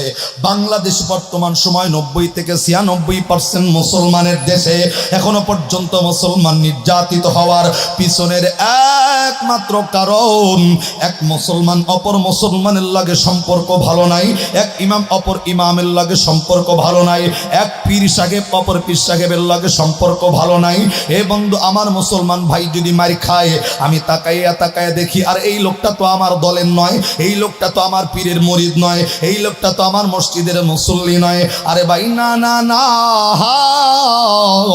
প্রত্যেকটা মুসলমানের উচিত ছিল এমন, আজকে অন্য বিজাতির লগে সম্পর্ক করা বন্ধ করে দিয়া, এ বন্ধু অন্যান্য জাতির সাথে সম্পর্ক বন্ধ করে দিয়া মুসলমানের ভিতরে এমন যেমন বর্ণনা আছে, ওয়াতাসিমু বিহাবলিল্লাহি জামিআ ওয়া লা তাফাররাকু, এ বন্ধু মুসলমানগুলো একত্রিত হয়ে আল্লাহর রশিটাকে শক্ত করে যদি ধরে, এই 96% মুসলমানের দেশে বাংলার জমিনে কোন নাস্তিক মুরতাদ গুলা মুসলমানের দিকে আঙ্গুল তোলার সাহস করবে না। কথা কোন ঠিক কিনা? আমার ভাইরা, আমার বন্ধুগণ, আমি আরেকটা আয়াতে কারিমা তেলাওয়াত করেছি। এ বন্ধু, গুনাহ মাফের আয়াতের সাথে সাথে একটা আয়াত আমি এখানে বসে তেলাওয়াত করেছিলাম। আমার আল্লাহ রাব্বুল আলামিন সূরাতুন নিসা 5 নম্বর পারার 20 নম্বর পৃষ্ঠার আমার আল্লাহ পাক রব্বুল আলামিন 11 নম্বর লাইনের 144 নম্বর আয়াতে আমার আল্লাহ এই আয়াতের ভিতরে ডেকে ডেকে ডাক দিয়া বললেন, ইয়া আইয়ুহাল্লাযীনা আমানু লা তাত্তাখিযুল কাফিরিনা আউলিয়া মিন দুনিল মুমিনিন। আল্লাহু আকবার। আর একটু জোরে, আর একটু জোরে কান আল্লাহু আকবার। আমার ভাইরা, আমার বন্ধু, আল্লাহ পাক এই আয়াতের ভিতরে ডাক দেয়, ইয়া আইয়ুহাল্লাযীনা আমানু, হে ঈমানদারগণ, আমানু আমানু লা তাত্তাখিযুল কাফিরিনা আউলিয়া মিন দুনিল মুমিনিন। আল্লাহ ডাক দেয় মুমিন মুমিন মুমিন মুমিন মুমিনদেরকে বাদ দিয়া কোনো কাফেরের লগে সম্পর্ক রাখা যাবে না। বলেছেন কে? আর একটু জোরে বলেন, বলেছেন কে? আজকে নিজের মুসলমান একজনের লাগে সম্পর্ক তৈরি হয়েছে শুধুমাত্র তার পীর সাহেব আমার পিসাব না হওয়ার কারণে, শুধুমাত্র সম্পর্ক ছিন্ন হয়েছে ওই লোকটা আমার দলে না হওয়ার কারণে। কিন্তু এই মুসলমান অন্য বিজাতির লাগে সম্পর্ক করতেছে। আমার আল্লাহ তো ডাক দেয়, আমানু লা তাত্তাখিযুল কাফিরিনা আউলিয়া মিন দুনিল মুমিনিন। কোন মুমিন বাদ দিয়া কাফেরের সঙ্গে, মুশরিকের সঙ্গে সম্পর্ক করা যাবে। আমি বলতেছি বন্ধু, অন্য জাতির ধর্ম, অন্য বিজাতির কথা বাদ দেন, বাংলাদেশে কেবলমাত্র যারা মুসলমান, যারা ইমানদার, অন্য পীরের মুরিদ হোক দেখার টাইম নাই, অন্য মসজিদের মুসল্লি হোক দেখার টাইম নাই। কিন্তু রাত শেষ হইলে তারা তো এক আল্লাহর গোলাম, এক নবীর উম্মত, এক কোরআনের সৈনিক। আল্লাহর কসম, এই দিলের ভিতরে এই তামান্না নিয়ে যদি বাংলাদেশের মুসলমান 96% মুসলমান এক সামিয়ার নিচে দাঁড়ায়া তাকবীরের আওয়াজ দেয়, বাংলাদেশে বিজাতিগুলা দেখবেন পলানোর মতো পথ খুঁজে পাচ্ছে না তারা। কথা কন ঠিক না? আর একটু জোরে বলেন ঠিক কিনা? তাদের সাথে সম্পর্ক রাখতে চাইলে দিলের ভিতরে একটাই তামান্না থাকতে হবে। আজকে দেখবেন মুসলমানের সাথে মুসলমানের সম্পর্ক ভালো না থাকলেও অনেক হিন্দুর লাগে তাদের আনাগোনা চলে ভালো। আরে কথা কন না? পূজার সময় দেখবেন সাইনবোর্ড জায়গায় জায়গায় চলতেছে। হ্যাঁ, কি সাইনবোর্ড চলে? উৎসব, ধর্ম যার যার উৎসব। আরে কথা কন, ধর্ম যার যার উৎসব সবার। তার মানে তিনটে প্রমাণ করে দিতেছে হিন্দু আর মুসলমানের ভিতরে কোনো ভেদাভেদ নাই। মুসলমানের লগে তার সম্পর্ক ভালো নাই, দেখবেন তাদের বাড়িতে যাইয়া তাদের বিবাহের অনুষ্ঠানে, তাদের প্রসাদের অনুষ্ঠানে কষা ডুবাইয়া খাওয়া শুরু করছে। আরে কথা কন না রে ভাই? তাদের সাথে সম্পর্ক রাখা নিষেধ করে দিয়েছেন কে? আয়াতের দিকে দিল লাগান, নিষেধ করছেন কে? শুধুমাত্র তাদের সাথে সম্পর্ক রাখার পিছনের একমাত্র নিয়ত যদি থাকে এমন যে ওই লোকটাকে আপনি ইসলামের দাওয়াত দিবেন, ইসলামের ছায়াতলে আনার জন্য দাওয়াত দিবেন, এই টার্গেট যদি দিলের ভিতরে থাকে, একমাত্র এই টার্গেটের কারণেই তাদের সাথে সম্পর্ক রাখা যাবে, তাছাড়া রাখা যাবে। ভাইরা আপনারা দেখি উইঠা উইঠা মেলা করছেন। হ্যাঁ, আচ্ছা দিল দেন, আমার দিকে তাকায় রাখবেন কত আল্লাহু আকবার। আল্লাহ মাহফিলের পরিবেশটা তৈরি করার একবার চিল্লা এখন আমিন, আবার খান আমিন। হাসান বসরি রহমতুল্লাহি আলাইহির ছোট্ট একটা ঘটনা, কিতাবের ভাষায় বর্ণনা। আল্লাহ পাক এখানে বললেন, ইয়া আইয়ুহাল্লাযীনা আমানু লা তাত্তাখিযুল কাফিরিনা আউলিয়া মিন দুনিল মুমিনিন। কোন মুমিন বাদ দিয়া কাফেরের সঙ্গে সম্পর্ক রাখা নিষেধ, হারাম আল্লাহ করে দিয়েছেন। কিন্তু হযরত হাসান বসরি বিশাল বড় আল্লাহর একজন ওলি, আমরা জানি সকলেই। হাসান বসরি রহমতুল্লাহি আলাইহি তার জিন্দেগির ভিতরে আসছেন। হাসান বসরি বন্ধুত্ব করেছেন, অনেক মানুষকে কালেমার দাওয়াতও দিয়েছেন। কালেমার দাওয়াত দিতে দিতে, বন্ধুত্ব হতে হতে, মানুষের সাথে সুসম্পর্ক তৈরি করতে করতে কিতাবলে লেখেন এই আলোচনাটা দুইভাবে আসছেন। এই হাসান বসরি রহমাতুল্লাহ আলাইহি একটা হিন্দু মানুষের সাথে সম্পর্ক তৈরি করে ফেলছে। কিতাবের ভাষায় এই লোকটার নাম আসছে দুইভাবে, এক নাম হচ্ছে আমাউল আর এক নাম হচ্ছে সামাউল। হাসান বসরি রহমাতুল্লাহ আলাইহি হিন্দুর লাগে এমন কানেকশন তৈরি করছে, এমন মোহাব্বত তৈরি করছে, একজন অপরজনকে না দেখলে আর ভালোই লাগে না। এখানে একটা হাদিস আছে, বিশ্বনবী বলেন মান তাশাব্বাহা বিকওমিন ফাহুয়া মিনহুম। দুনিয়ার জমিনে যার সঙ্গে যার মোহাব্বত তার সঙ্গে তার কিয়ামত। একবার সুবহানাল্লাহ কোন। এই যে হুজুর আমাদের পাশে বসে আছে, আল্লাহর কসম ওলামায়ে কেরামের সাথে যদি আপনার সম্পর্ক থাকে, কিয়ামতের ময়দানে যাদের সাথে আপনার সুসম্পর্ক থাকবে, এই সম্পর্কটা রেখা মৃত্যুবরণ করলে তার সাথে আল্লাহ আপনার হাসর উঠাইয়া দিবেন। তাইলে এবার বলেন, সম্পর্কটা ভালো মানুষের সাথে করা দরকার না খারাপ মানুষের সাথে? আবার আরেকটা বর্ণনা আছে সূরাতুল বনী ইসরাঈল, বললেন ইয়াওমা নাদউ কুল্লা উনাসিম বিইমামিহিম ফামান উতিয়া কিতাবাহু বিয়ামিনিহি ফাউলাইকা ইয়াকরাউনা কিতাবাহুম ওয়া লা ইউযলামুনা ফাতিলা। আল্লাহর বর্ণনা, আজকে দুনিয়ার জমিনে যার আদর্শ, যাকে নেতা মাইনা দুনিয়ার জমিনে চলবেন, আল্লাহ ডাক ডাকায় প্রত্যেকটা দলের নেতার সাথে আমি তোমাদেরকে ডাক দিব, যারা নেতা মানবা। এখন আপনার নেতা যদি একজন হক্কানি আল্লাহওয়ালা হয়, আল্লাহর কসম এই হক্কানি আল্লাহওয়ালার সাথে আল্লাহ আপনাকে ডাক দিবে। এবং বর্ণনা মুফাসসিরিন ইকরাম এমন লেখেন, নেতার কাছে আল্লাহ হিসাব চাইবে। নেতার চরিত্র যদি ভালো হয়, নেতার আমল যদি ভালো হয়, আল্লাহ বলছেন আমি মেনে নিব শ্রোতার আমলগুলো ভালো। গাই ভালো হইলে বাছুর কি হয়? গাছ যদি ভালো হয় ফল।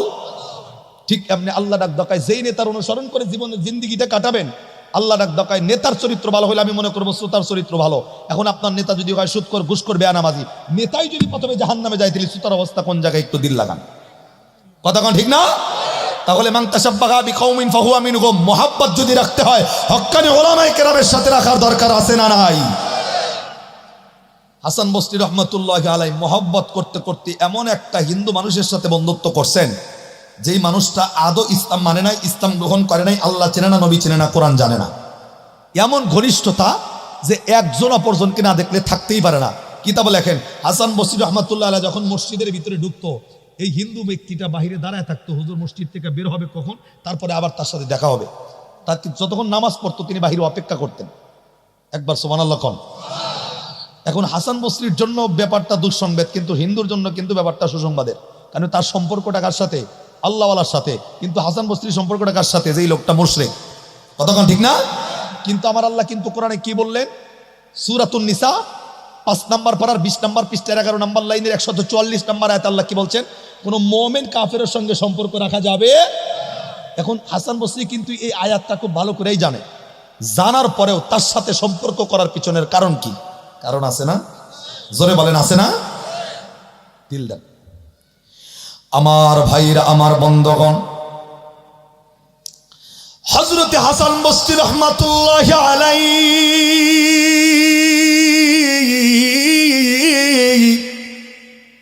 এ বন্ধু কিতাবের ভাষায় লেখেন, হাসান বসরি মানুষদেরকে কালেমার দাওয়াত গুলা দিত। এই বন্ধু ওলামায়ে কেরাম যেমন আজকে মাহফিলে আমি মনে করি এই স্টেজ কিন্তু আমার নয়, এই চেয়ার কিন্তু আমার নয়। এই বন্ধু এই চেয়ার কিন্তু আমার নবীর চেয়ার ছিল, এই চেয়ার কিন্তু আবু বকরের চেয়ার, এই চেয়ার কিন্তু ওসমান রাদিয়াল্লাহু তাআলা আনহুর চেয়ার, এই চেয়ার কিন্তু এ বন্ধু সাহাবায়ে কেরাম তাবেঈনদের চেয়ার। আজকে আমি এই চেয়ারে বসার আয় বন্ধু আমার ব্যক্তিগত কোনো ক্যাডেট নয়। এই চেয়ারে আপনারা আমাকে বসতে দেওয়ার পিছনের কারণ হইল নবী নাই, সাহাবায়ে কেরাম নাই, তাবেঈন নাই, তাবেঈন নাই। এ বন্ধু কিন্তু উলামায়ে কেরাম হলো নবীর ওয়ারিস। যারা কোরআনের কথা বলবে, যারা হাদিসের কথা বলবে, আমার নবী তাদেরকে নায়েবে রাসূল বলে আখ্যায়িত করেছেন। এ বন্ধু উলামায়ে কেরাম কিন্তু নবীর ওয়ারিস, এর জন্য কিন্তু তারা দুনিয়ার জমিনে এখনো পর্যন্ত কিন্তু মানুষের কাছে সম্মানিত। আমার ভাইরা রে, হাসান বসরি রাহমাতুল্লাহি আলাইহি আল্লাহ রাব্বুল আলামিনের বিশিষ্ট ওলি, কিন্তু বন্ধুত্ব হতে হতে হিন্দু মানুষের সঙ্গে বন্ধুত্ব হইয়া গেছে। এ বন্ধু আমাউল নামের বন্ধুর সঙ্গে বন্ধুত্ব হইয়া গেছে। আমার ভাইরা দীর্ঘদিন পর্যন্ত বন্ধুত্ব চলছেন। তিনি কিন্তু কোরআনের সূরাতুন নিসার 144 নম্বর আয়াত খুব ভালো করে জানে। তারপরেও তার লাগে সম্পর্ক করার পিছনের কারণ কি? এ বন্ধু জেনে শুনেও তার সাথে সম্পর্ক করার পিছনের কারণ কি? আমার ভাইরা রে, আমার বন্ধুগণ, হাসান বসরি রহমতুল্লাহ আলাইহি দীর্ঘদিন সম্পর্ক চলার পরে হঠাৎ করে একদিন মসজিদ থেকে বের হওয়ার পর এই হিন্দু লোক আমাউল বন্ধুরে ডেকে ডেকে ডাকায়, বন্ধুরে আমি তোমার একটা প্রশ্ন জিজ্ঞাসা করতে চাই। এ বন্ধু, তুমি কি আমার প্রশ্নের উত্তর দেওয়ার জন্য প্রস্তুত আছনি? হিন্দু মানুষ এই আমাউল নিজের বন্ধু হাসান বসরি রহমতুল্লাহ আলাইহির ডাকায়, বন্ধু আপনি আমার কলিজার বন্ধু, আপনি আমার আত্মার বন্ধু, এমন কোন প্রশ্ন করবেন যে প্রশ্নের জন্য আবার অনুমতি লাগে? এ বন্ধু রে, আপনারে আমি কলিজার ভিতরে জায়গা দিছি, আপনারে আজকে পারমিশনটা দিয়া দিলাম। বাকি জিন্দিগিতে যত জটিল এবং কঠিন প্রশ্ন হোক না কেন, কোনোদিন আমাকে অনুমতি লাগবে না। যে কোনো সময় এনি টাইম আমাকে প্রশ্ন করবেন, কোনো অসুবিধা নাই। আমি সব সময়ের জন্য প্রশ্ন করার জন্য আপনাকে উন্মুক্ত করে দিলাম। এই হিন্দু মানুষ আবার ডাকদা বললেন, বন্ধু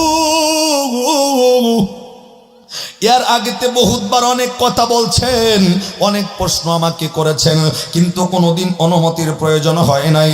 আজকে কোন কারণে অনুমতিটা লাগে জানতে চাই। আস্তে করে হাসান বসরি রহমাতুল্লাহ আলাইহি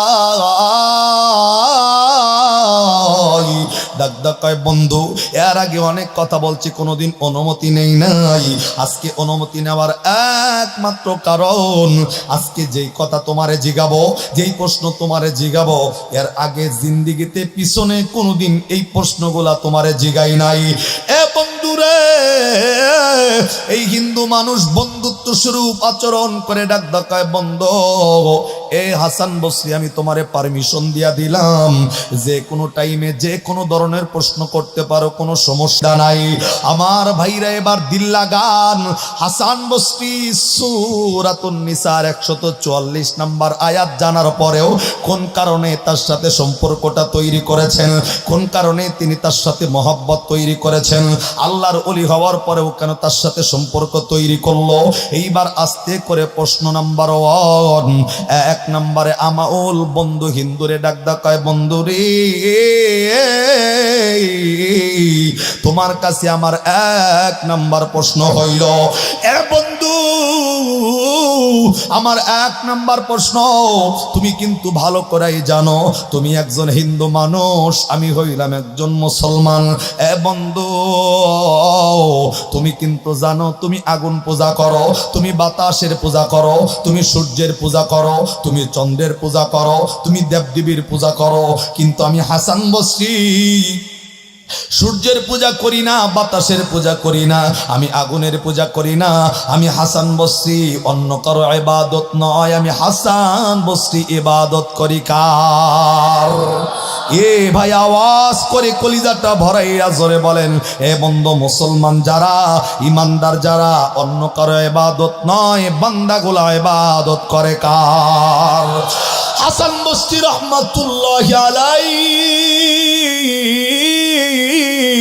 ডাকায়, বন্ধুরে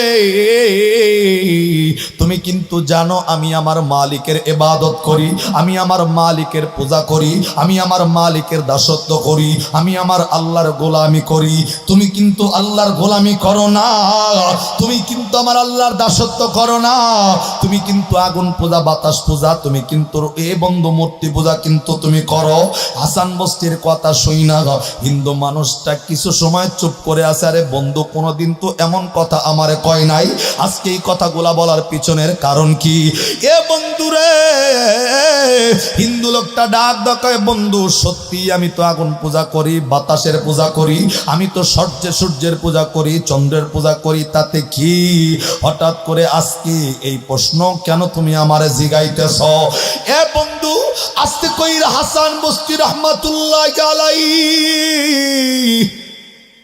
ডাকদা বলল, বন্ধুরে এই প্রশ্নটা করার একমাত্র কারণ হইল তুমি যেই আগুনের পূজা করো, তুমি যে বাতাসের পূজা করো, চন্দ্রের পূজা করো, সর্বপ্রথম শুধুমাত্র এতটুকু জিজ্ঞাসা করতে চাই, এই যে আগুনের পূজা করো, এই আগুন পূজা করো কয় বছর হইছে, কতদিন হইছে? হিন্দু লোকটা আস্তে করে ডাকদা কয়, বন্ধু আমার জন্মের পর থেকে যেই দিন থেকে মাথার ভিতরে জ্ঞান আসছে, আমি যতটুক জানি,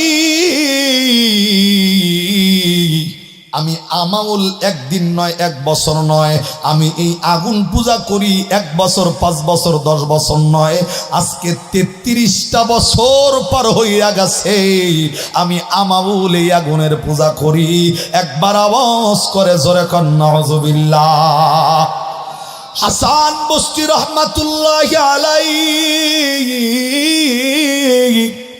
33 বছরের কথা শুইনা একটু অবাক হইয়া এই হিন্দু লোক আমাউল রে ডাক কয়, বন্ধ, তুমি যে 33 বছর পূজা করো, আমি শুধু তোমার কাছে এতটুক একটা কথা জানতে চাই।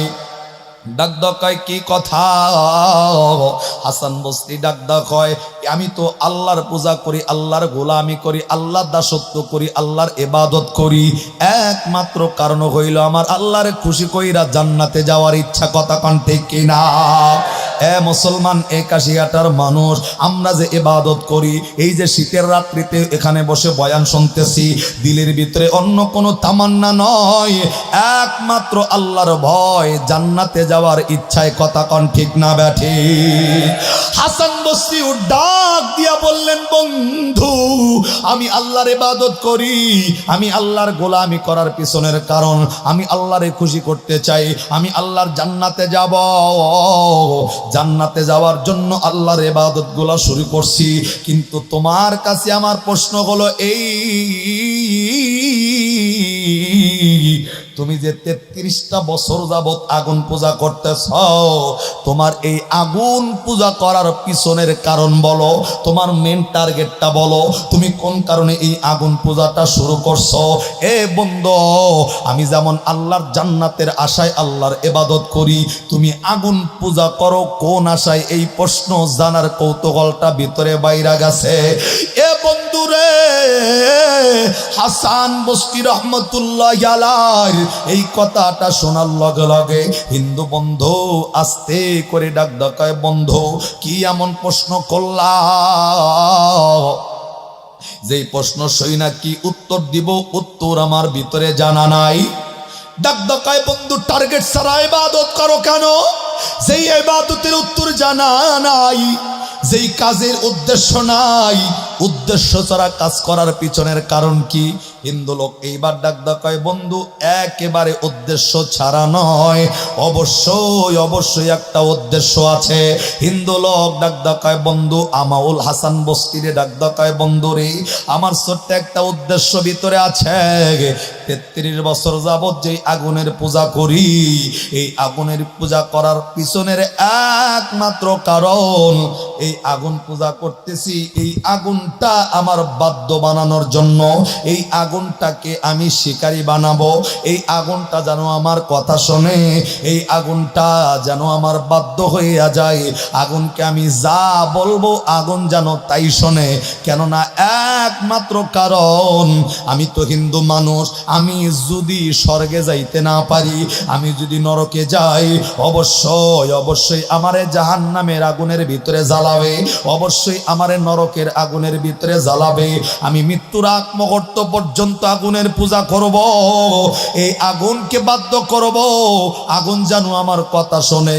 আমি নরকে গেলে এই আগুনকে নিষেধ করে দিব, আগুন, সারাটা জিন্দেগি তোমার ইবাদত করছি, সারাটা জিন্দেগি তোমার পূজা করছি, আজকে কিন্তু আমার শরীরের ভিতরে স্পর্শ করা যাবে না। হাসান বসরির এই কথাটা শোনাইতেছে।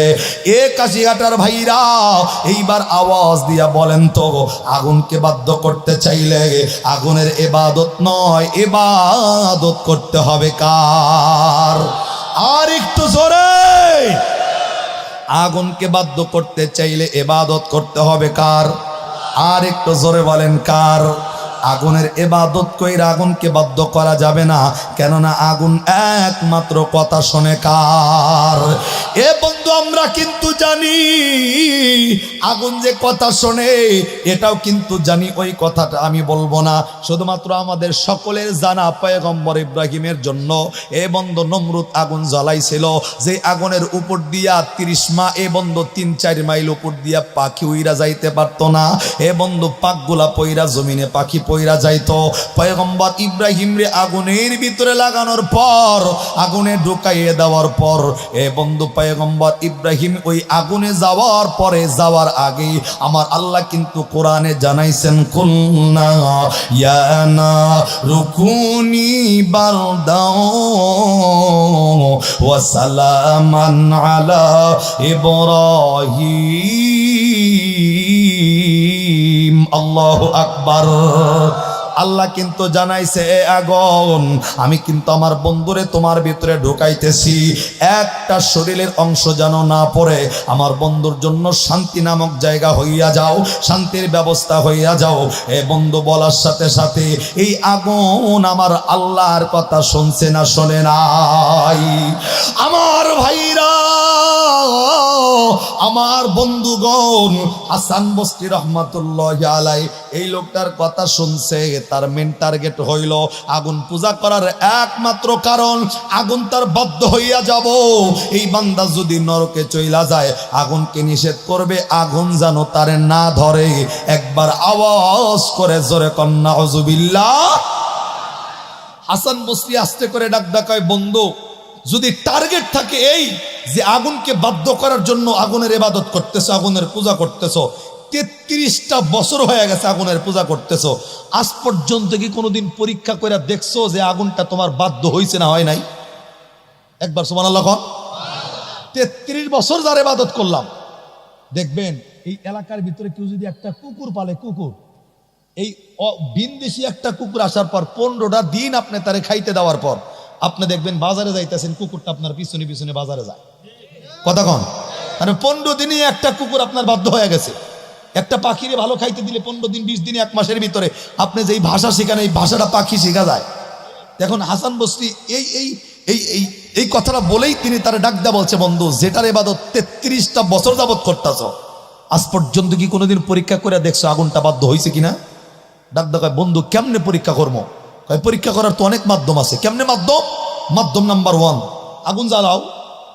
আগুন জ্বালাইয়া একটু হাতটা দিয়া দেখো যে আগুনের ভিতরে হাতটা পড়ে নি, ভাই দইল না হইলে একবার কি পরীক্ষা করা দরকার না? সুবহানাল্লাহ কোন। ডাক দেয়, বন্ধু, তুমি তো 33টা বছর যাবত আগুনের পূজা করতেছো, আর আমি আমার জন্মের পর থেকে নিয়ে আমার মালিকের পূজা করতেছি। বন্ধু, যদি কিছু মনে না করো, তোমার এবং আমার মধ্যে একটা পরীক্ষা করতে চাই। সুবহানাল্লাহ কয় না? আরেকটু জোরে কয় না? আবার কোন? আবার কোন? 33টা বছর যার পূজা করলা, আর আমি আমার মালিকের পূজা করলাম, কোনোদিন আগুনের কাছে যাই নাই, তোমার এবং আমার মধ্যে একটা পরীক্ষা করবো, রাজি আছো? হিন্দু লোক আমাউল ডাক দেখায়, বন্ধু, কি পরীক্ষা? কয়, তুমিও দাঁড়াইবা, আমিও দাঁড়াবো, মাঝখানে একটা আগুন জ্বালাবো। আমরা আগুন জ্বালাইয়া, আমি তো আল্লাহর ইবাদত করি, আল্লাহর গোলামি করি, আল্লাহর দাসত্ব করি, আমি আগুনের ভিতরে হাত দিব সর্বপ্রথম। প্রথমের ব্যাপারে উল্লেখ নাই, আমি আগুনের ভিতরে হাত দিব, তুমিও আগুনের ভিতরে হাত দিবা। আমি হাসান বসরি কথা দিতেছি, যদি আমি আল্লাহর ইবাদত করার পর আমার হাতটা যদি পুইরা যায়, আমি ওয়াদা দিলাম, প্রমিস করতেছি, শপথ করতেছি, আমি আল্লাহর ইবাদত করার পর আগুনে হাত দেওয়ার পর আমার হাত যদি পড়ে, আজকের পর থেকে, হাত পোড়ার পর থেকে আর আল্লাহর ইবাদত করব না, তারপর থেকে তোমার আগুন পূজা শুরু করব। একবার আপাতত নাউজুবিল্লাহ কোন। এই কথা হাসান বসরি আগে বলছেন। নাম্বার 2, দ্বিতীয় নাম্বার কথা সেম, বন্ধু, তুমি তো 33 বছর তার পূজা করছো, তুমিও আগুনের ভিতরে হাত দিবা। তোমার হাত যদি পুইরা যায়, ওয়াদা দেওয়া লাগবে, প্রমিস করা লাগবে, শপথ করা লাগবে। আমার হাত যদি না পড়ে, তোমার হাত যদি পড়ে, আজকে থেকে আগুন পূজা বাদ দিয়ে আমার মালিকের পূজা শুরু করবা। সুবহানাল্লাহ কয় না? জোরে কয় না? আবার কয় না? উদ্দেশ্য আছে না নাই? জোরে বলেন। খালি কবজা ডুবাইয়া খাবার লিগা, ধর্ম যার যার উৎসব সবার, এটা কোবার লিগা, বিয়ার দাওয়াত পাবার লিগা, ওই প্রসাদ খাবার লিগা নিষেধ করছেন কে? জোরে বলেন। আমি এমন একটা এলাকায় মাহফিলে গেছিলাম, শুনলে আপনারা মনে করবেন, হিন্দু এলাকা ছিল একদম, মানে চতুর্দিক দিয়া হিন্দু, মাঝখানে কয়েকটা বাড়ি মুসলমান। আমি গেছি, 2 দিন ব্যাপী তাফসির মাহফিলের আয়োজন দিছি। এখন আমি দলেশ্বরী যায় দেখলাম যে সকল মানুষই হিন্দু, মাত্র কয়েকটা বাড়ি মুসলমান মিলা, মানে মানুষই আইব মনে হয় কে আর বয়ানটা করবই মনে কারে নিয়ে। এখন এই কথা বলার পর আমার যাই মন খারাপ হয়েছে, ব্যবসা দেখাই হুজুর এলাকার লোকজন ডাক দেখা, হুজুর মন খারাপ করেন না, শুরু করেন মাহফিল, দেখবেন আল্লাহ চাইলে ফেরেস্তা দিয়ে আজকে মাহফিল আল্লাহ ভরবো। তাদের হিম্মত দেখে আমি খুশি হয়ে গেছি, ফেরেস্তা নিয়ে আজকে বয়ান করবো। ইতিও আগে বয়ান হয়েছে। তো এশার নামাজের পরে এক বক্তার আলোচনা শেষ করার পর আমি স্টেজ ওইটা বয়ান শুরু করছি। বয়ান চলতেছে 10-15-20 মিনিটের ভিতরে যতগুলা মানুষ ছিল মাহফিলের অর্ধেক কানি বোঝাই হয় নাই, কিন্তু 15-20 মিনিটের ভিতরে পুরা সামিয়ানা বোঝায়। আমি ভাবলাম যে সত্যি কি আল্লাহ ফেরেস্তা দিলনি মাহফিলে, কিন্তু একটা বিষয় কনফিউজ, ফেরেস্তা যদি থাকে আপাতত ধরেন কিচ্ছু নাই, সাদা জুব্বা টুপি পাগড়ি না থাকলো মাথায় টুপিটা তো থাকবো আপাতত, কথা কন না রে ভাই, কিন্তু সব টুপি ছাড়া। এখন আরো বিষয় কনফিউজ, যখন এই যে আপনাকে সুবহানাল্লাহ আজকে যেমন কইতে কই সুবহানাল্লাহর আওয়াজ যেমন দিতেছেন, ওইখানেও সুবহানাল্লাহ যখন কইতে কই সুবহানাল্লাহ খালি কাইতো একদিকে, মানে এক পাশে আওয়াজ আছে আর এক পাশে কিচ্ছু না, একবার জবান বন্ধ। এখন মন খারাপ, সুবহানাল্লাহ পাবলিক কয় না, মানে মনের মতো হইতে পারি নাই, বয়ান ওইভাবে কইরা ঢেরে নেমে গেছি। কুমুটির এক লোক পিছিয়ে পিছিয়ে গেছে, কয় হুজুর মন খারাপ করছেন, আমি যে হালকা কিল্লিগা, আমি বললাম সুবহানাল্লাহ পাবলিক কইল না কেন ভাই, এটা কোন? কয় হুজুর সুবহানাল্লাহ পরে কেমনে কইব মানুষ, পরে যে গ্লাইছে টুপি সারা সব হোসালা হিন্দু বয়ে রয়েছে, পরে যেটি আইছে সব হিন্দু। আমি পরে বলছি মাশাআল্লাহ আপনাদের এলাকার হিন্দুরা ভালো ইমানদার, তা ইমানদার না হইলে তো এরা মাহফিল হয় নাই, কোরআনের বয়ান শুনতে হয় নাই, ধাক্কায় আনা যায় না, আর ইচ্ছা করে আইছে, চারটেখানি কথা না। কয় হুজুর ইমানদার কোন আর যাই কোন, আমগো লগে তাদের লগে ভালো একটা আন্ডারস্ট্যান্ডিং, ভালো একটা কানেকশন আছে। কি কানেকশন? কয় কানেকশন হইলে এই, আমরা যদি মাহফিল দেই, আমাদের এক লগে চলাচলে একটা বাজারেই আমরা বসবাস করি, সকাল হইলেই দেওয়া হয়, এমন মহব্বত হয়ে গেছে দাগো লাগে। মাহফিল দিলে একটা হিন্দু বাড়িতে বয়া থাকে না, সবাই যার যার মতো যে যেমনে পারে সাহায্য সহযোগিতার হাত বাড়ায়া, সামিয়ানা টানায়া, বাঁশ গাইরা, খোটা গাইরা, এটা কইরা ওটা কইরা, একবার মাহফিলের সামিয়ানা গারাত থেকে শুরু করে খোলা পর্যন্ত তারা আমাদের সাথে আছে। সুবহানাল্লাহ পরে কোন? আরে না কইেন না, তাও কয় রে ভাই হাট। তো আমি দেখছি উনারা বললো যে হুজুর ফার্স্ট টু লাস্ট ওরা আমাদের সাথে। আমি বলছি মাশাআল্লাহ, তিনি তো আলহামদুলিল্লাহ, যে যেহেতু ওনারা আপনারা যে সাথে আছে সদা সর্বদা আছেই, তাহলে তো ভালো। হুজুর এমন কানেকশন আমরা তৈরি করছি, যেমন আমগো মাহফিলের সময় একটা হিন্দু বাড়িতে বয়ে থাকবো না, মাহফিল যেমন শুনবো, ওনাদের দুর্গাপূজার সময় আমরা বাড়িতে বয়ে থাকি না। এইবার নাউজুবিল্লাহ জোরে কোন? কানেকশনটা দেখছেন? প্রত্যেক বছর 2 দিন ব্যাপী করে মাহফিল দেয়, হিন্দুরা তাগো মাহফিলে আসে আর এনারা দুর্গাপূজার সময় প্রসাদে যায়। তাহলে কালেকশন সুন্দর না? ভালো হয়েছে। আজকে মুসলমানের ভিতরে এটা চলতেছে, কথা কোন ঠিক না? যে ইব্রাহিম পয়গম্বর, যেই নমরুদ, যেই ঠারকানগুলা ভাঙার কারণে, যেই ঠারকানগুলা মূর্তিগুলা ভাঙার কারণে এই নমরুদের আগুনের ভিতরে জ্বলতে হয়েছে, আজকে কষ্ট লাগে মুসলমানের উপর। অনেক মুসলমান দেখবে রিক্সা ভাড়া করে, অটো ভাড়া করে সেই ঠারকানের মূর্তিগুলা দেখতে যায়, পূজা দেখতে যায়, কথা কোন? আবার কিছু মুসলমান আছে এমন দেখবেন একটু গরিব মানুষ, টাকা পয়সা কম, ওই বেলা চিন্তা করে আল্লাহ তো আমার গরিব বানাইছে, আমি তো মরলাম, এই মরার চিন্তা কইরা ও সেই দুর্গাপূজার সময় 3 দিনের জন্য একটা লাঠি নিয়ে যায়, ওই দুর্গাপূজার মূর্তির ঘরের সামনে দাঁড়ায় পাহারা দেয়, কথা কন না? আপনার এলাকায় মনে না এগুলা? যদি নাই, কিন্তু শুকরিয়া আদায় করেন, জোরে কন আলহামদুলিল্লাহ কন। না থাকার কারণে জোরে কন আলহামদুলিল্লাহ। যাদের এলাকায় আছে তাকে মরণের শেষ নাই। অনেক মুসলমানের সন্তান আমি দাড়িওয়ালা দেখছি। আমি একটা আগে পুরাবাড়ি একটা হাসপাতাল মসজিদের সামনে নামাজ পড়াইতাম, জহরের নামাজের পরে একদিন বেরোইছি একটা মাস্টারের বাড়িতে দাওয়াত খাইতে যাবো, পূজা একবারে মসজিদের সামনেই ওনাদের মূর্তিঘর, মানে নামাজের সময় বন্ধ রাখছে, এই ব্যাপারে আবার ভালো আছে। তো আমি তাকায় দেখলাম একটা লোক লাঠি নিয়ে দাঁড়ানো ঘরের সামনে, একেবারে চাপায় দাঁড়িয়ে, আমার চাইতে বেশি, তো লাঠি নিয়ে দাঁড়ানো। আমি ভাবছি যে অনেক হিন্দুদের ভিতরেও তো দাঁড়িয়ে থাকে, আছে না? দেখেন ওই যে রবীন্দ্রনাথ ঠাকুর, আর চাপায় দাড়ি কম না বেশি? অভাব নাই। তো অনেক হিন্দুর চাপায় দাঁড়ায়, আমি ভাবছি লোকটা হিন্দু হতে পারে। তো আমি লোকটার দিকে তাকায় রয়েছি, লোকটা আমার দিকে তাকায়, আমি হাঁটতেছি আর ওর দিকে তাকাইতেছি, লোকটা মুসলমান না হিন্দু। এখন আমি যখন চইলা যাইতেছিলাম ওই সময় লোকটা আস্তে করে ডাক কয়, আমারে সালাম দিছে, হুজুর আসসালামু আলাইকুম। মানে আমারে সালাম দিয়ে প্রমাণ করছে, হুজুর যত চাইয়া থাকেন আমার হিন্দু মনে করেন, আমি কিন্তু মুসলমান। নাউজুবিল্লাহ কোন? আমি মনে মনে করি তোর কপালে জুতার বাড়ি হারামজাদা, কথা কন না? কিল্লিগা ও কিল্লিগা গেছে জানেন, লাঠি একটা হাতে নিয়ে ওই 3 দিন ওই জায়গায় পাহারা দিব, 3 দিনে 1500 টাকা পাইব কিংবা 3000 টাকা পাইব।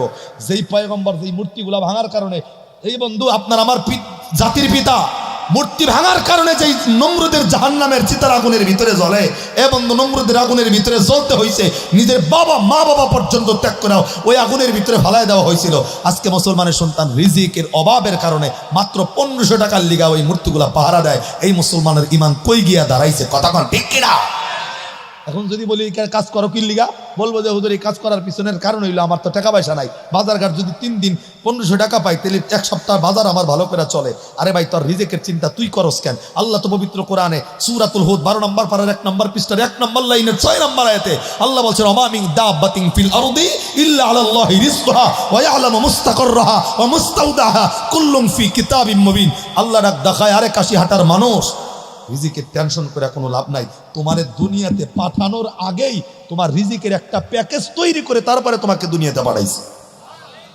সুবহানাল্লাহ। কালকে কইন আর একটু জোরে। তাহলে তার সম্পর্কটা দেখছেন? তাদের সম্পর্ক, আমাদের সম্পর্ক, আর আল্লাহর ওলির সম্পর্ক। সুবহানাল্লাহ। কোন প্রশ্ন কি? তুমিও আগুনের ভিতরে হাত দিবা, আমিও দিব।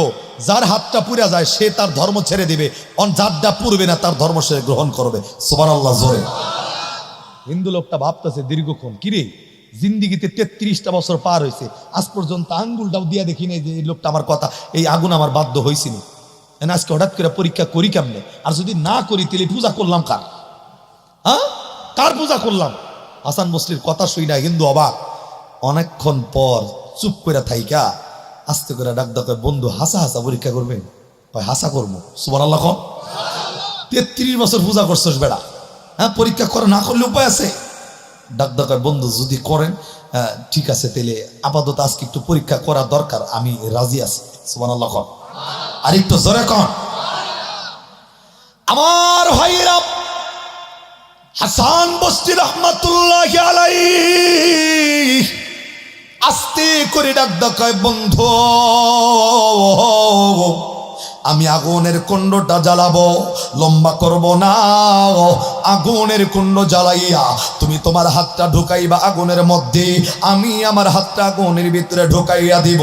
আমি ওয়াদা দিতেছি, আমার হাত যদি আগুনের ভিতরে দেওয়ার পর পুড়ে যায় আমি তোমার ধর্ম গ্রহণ করব। আর যদি আমার হাতটা না পুইরা যায়, তোমার হাত যদি পড়ে গো, ওয়াদা দেওয়া লাগবে আজকে তোমার ওই আগুনের পূজা বাদ দিয়া আমার মালিকের পূজা শুরু করবা। আওয়াজ করে জোরে সুবহানাল্লাহ। এ বন্ধুরে, হাসান বসরি রহমাতুল্লাহি আলাইহির কথা শুই না হিন্দু লোকটা আস্তে করে ডাক ডাকায়, বন্ধু যদিও কোনোদিন হাতটা আগুনের ভিতরে লাগাই নাই, কিন্তু যেহেতু তুমি আমার কলিজার বন্ধু, অন্তরের বন্ধু, বন্ধু আমি যেহেতু ওয়াদা দিছি তোমার কথাগুলো শুনবো, আমি মেনে নিব। তুমি আগুনের কুণ্ড জ্বালানোর ব্যবস্থা করো। হাসান বসরি রহমাতুল্লাহি আলাইহি বন্ধু একটা আগুনের কুণ্ড জ্বালাইছে। একটা জায়গায় লাকড়ি দিয়ে আগুন জ্বালানোর পরে দুইজন দুই পাশে দাঁড়াইয়া গেছেন। হাসান বসরি রহমাতুল্লাহি আলাইহি হিন্দু লোকটারে ডাক ডাকায়, বন্ধু রে, যেহেতু 33টা বছর এই আগুনের লাগে তোমার সম্পর্ক, 33টা বছর যে আগুনের পূজা তুমি করো, আমি তোমাকে বলবো তুমি আগে হাতটা দাও, আমি পরে দেব। হাসান বসরি রহমাতুল্লাহি আলাইহি কথা বলার পরে, বন্ধু এই লোকটা আগুনের ভিতরে হাত দিবেন। আগুনের ভিতরে হাত দেওয়ার পরে, হাত দেওয়ার আগে অন্তরের ভিতরে দুর্বলতা, আরে জিন্দিকটা বইরা পূজা করছি, কোনোদিন আগুনের ভিতরে হাতটা দেই নাই, আজকে কেমনে সরাসরি আগুনের ভিতরে হাত দিব? হাত দেওয়ার আগে এ বন্ধু অন্তরের ভিতরে ভয় চলে আসছে। হাসান বসরি রহমাতুল্লাহি আলাইহিকে আস্তে করে ডাক ডাকায়, বন্ধু 33টা বছর পূজা করলে কি হইব? কোনোদিন আগুনের ভিতরে হাত দেই নাই, আমি আগুনের ভিতরে হাতটা দিব কেমন জানো দিলের ভিতরে ভয় লাগে। আরে জোরে কন। দিলের ভিতরে দুর্বলতা থাকার পিছনের কারণ অল্লাগে আমার মালিক নাই। কথা কন ঠিক না? হাসান বসরি ডাক ডাকায়, বন্ধু তুমি দাও, তুমি আগে দাও, তুমি আগে দিবে, আমি পরে দিব। হাসান বসরি রহমাতুল্লাহি আলাইহি আস্তে করে ডাক দেখায়, তুমি তো পূজা করছো, তোমার আগে দেওয়া দরকার। ডাক দেখায় না, তুমি দাও। একজন আস্তে করে ডাকুন, দুইজন ডাক দেখায়, আপনি দেন, ওকে আপনি দেন। হাসান বসরি রহমাতুল্লাহ ডাক দেয়, ঠিক আছে অপেক্ষা করো, ওয়েট এন্ড সি, আমি নিজে দিতেছি, তুমি পরে দিও নি। এবার সুবহানাল্লাহ কোন। হাসান বসরি প্রস্তুতি নিছেন। হাসান বসরি প্রস্তুতি নেওয়ার সময় আগুনে হাত দেওয়ার আগে মুসলমানের সামনে যখন বিপদ চলে আসে, এই মুসলমান সাহায্য চায় কার কাছে? আল্লাহর নামটা জোরে আবার। আমরা কিন্তু নামাজে দাঁড়াই এই তেলাওয়াত করি, ইয়্যাকা না'বুদু ওয়া ইয়্যাকা নাস্তাঈন, ইবাদত করি তোমার, সাহায্য চাই কার কাছে? আল্লাহর ইবাদত করি, আল্লাহর কাছেই সাহায্য চাই। আল্লাহর ওলি যারা, মুমিন যারা, মুত্তাকি যারা, মুসলমান যারা অন্য কারো দরবারে হাত পাতে না, তারা হাত পাতে কার কাছে? হাসান বসরি রহমাতুল্লাহি আলাইহি আগুনে হাত দিবে, উনিও কোনোদিন আগুনে হাত দেয় নাই। আস্তে করে আমার আল্লাহরে ডাক দেয়, আল্লাহ তুমি তো আলিমুল গায়ব, তুমি তো আলিমুম বিজাতিস সুদূর, আল্লাহ সব তো তুমি দেখতেছো, কোন ঘটনা ঘটতেছে, কথা কোন ঠিক না? এই জায়গায় বৈশা কার অন্তরে কোন পরিকল্পনা চলতেছে, এই গোপন খবর মালিকের কাছে আছে না নাই? হাসান বসরির এই যে আয়োজন, আল্লাহ তো সব দেখে। হাসান বসরি আস্তে করে, এ বন্ধু আমার আল্লাহরে ডাক দেয়, আল্লাহ এ মাবুদ, আমি এই আগুনের ভিতরে হাত দিব, আল্লাহ তুমি তো সব দেখতেছ, আল্লাহ তুমি তো সব কিছুর মালিক, তুমি তো আলিমুল গায়ব, আল্লাহ আগুনের ভিতরে হাত দিতে চাই। ও মাবুদ, একজন মানুষের লাগে আমি সম্পর্ক তৈরি করছি, লোকটা মুশরিক, লোকটা মুসলমান নয়, সারাটা জিন্দেগি আগুনের পূজা করছে। ই আল্লাহ, আগুনের কুণ্ড জ্বালাইছি পরীক্ষা দেওয়ার জন্য, আল্লাহ তুমি তো আলিমুল গায়ব, তুমি তো সব জানো, সব দেখো, আমি হাসান বসরি এই আগুনের ভিতরে হাত ঢুকাইয়া দিব, আল্লাহ তোমার কাছে সাহায্য চাই। আমি আগুনের ভিতরে হাত দেওয়ার পর আমার হাত যদি পুইরা যায়, আল্লাহ তাহলে কিন্তু এই লোকটাকে আমি কালেমার দাওয়াত করতে পারি না। আওয়াজ করে জোরে কোন সুবহানাল্লাহ। আয় মাবুদ, এই আগুনের ভিতরে হাত দেওয়ার পর আমার হাত যদি পুইরা যায়, তাহলে কিন্তু আমি এই লোকটাকে কালেমার দাওয়াত দিতে পারবো না। আল্লাহ আমি তোমার উপর তাওয়াক্কাল কইরা, আল্লাহ তোমার উপর ভরসা কইরা আমি আগুনের ভিতরে হাত দেব। এ বন্ধু, হাসান বসরি কিন্তু আপনার আমার মতো মানুষ নয়, তিনি কিন্তু আল্লাহ পাক রব্বুল আলামিনের একজন ওলি। আর ওলিদের ব্যাপারে আমার আল্লাহর পবিত্র কোরআনের বর্ণনা, আল্লাহ ডাক দিয়া বললেন, আলা ইন্না আউলিয়া আল্লাহি লা খাউফুন আলাইহিম ওয়া লা হুম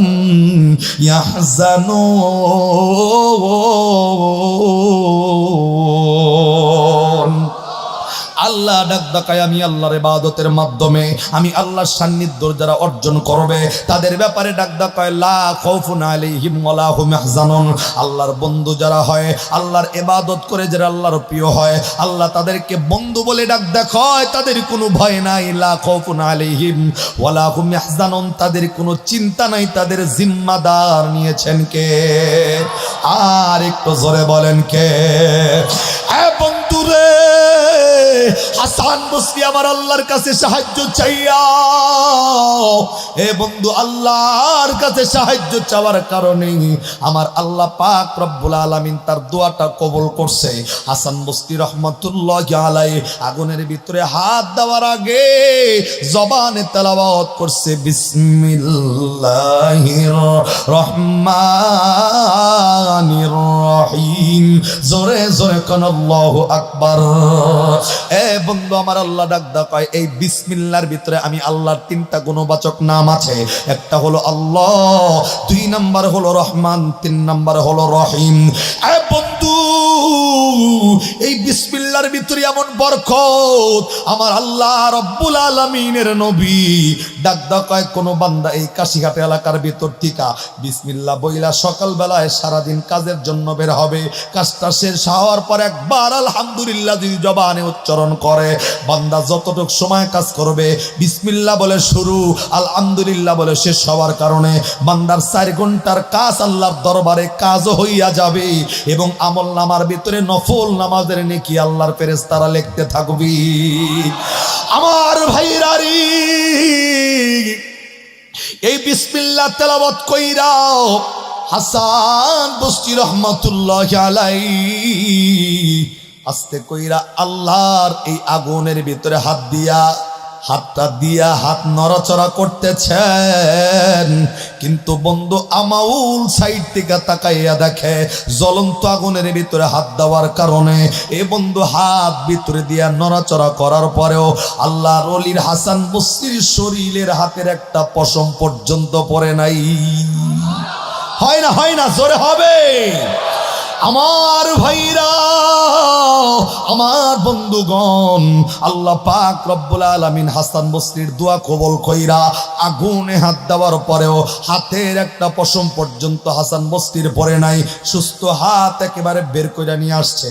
এইবার বন্ধু আমাউল রে ডাক ডাকায়, বন্ধু আগুনের ভিতরে এইবার কিন্তু তোমার হাত দেওয়ার পালা। এইবার ডাক ডাকায়, বন্ধু সত্যি তো আমার পালা, তোমার হাত তো পরে নাই। আস্তে কইরা এই লোকটা আগুনের ভিতরে হাত দিবি। এই বন্ধু হিন্দু বৌদ্ধ খ্রিস্টান তো আল্লাহরে চেনে না, তারা তো আমার আল্লাহরে ডাকে না, তারা তো আল্লাহর ইবাদত করে না, তারা তো আল্লাহর গোলামি করে না। এই বন্ধু তারা তো দেবদেবীর পূজা করে। হাসান বসরি বিসমিল্লাহ বইলা হাত দিছেন, কিন্তু আমাউল কি বইলা হাত দিব? হাত দেওয়ার আগে আমাউল দেবতাদেরকে ডাক ডাকায়, এ লাত মানাত ওজ্জা ডাক ডাক কইতাছে রাম রাম রাম। হ্যাঁ, রাম।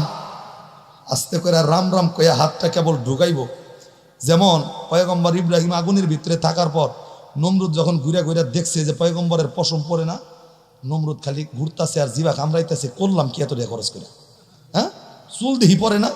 ডাক ডাকায় আগুনের পাওয়ার কি কমে গেল? লগে লগে আল্লাহ তো দেখতেছে আগুন, আল্লাহরে ডাক ডাকা, আল্লাহ জবানটা খালি খোলো। আল্লাহ জবানটা খুলছে, আগুন নমরুদরে ডাক ডাকায় যে আমার পাওয়ার আছে না নাই, খালি একটা পাও দিয়া দেখ, খবর কি হয়। সুবহানাল্লাহ, কোন আছে না নাই দেখাই তো, খালি পাউডার দিয়া দেয়। কিন্তু এই বেড়া তো সাহায্য আল্লাহর কাছে চায় না, সাহায্য চাইতেছে রাম রাম কই, আমের কপালে বাস। কথা কোন ঠিক না? যেই রামের কাছে একটা বিষয় খেয়াল করেন, কাশিয়াটার মানুষ ভালো বুঝবেন।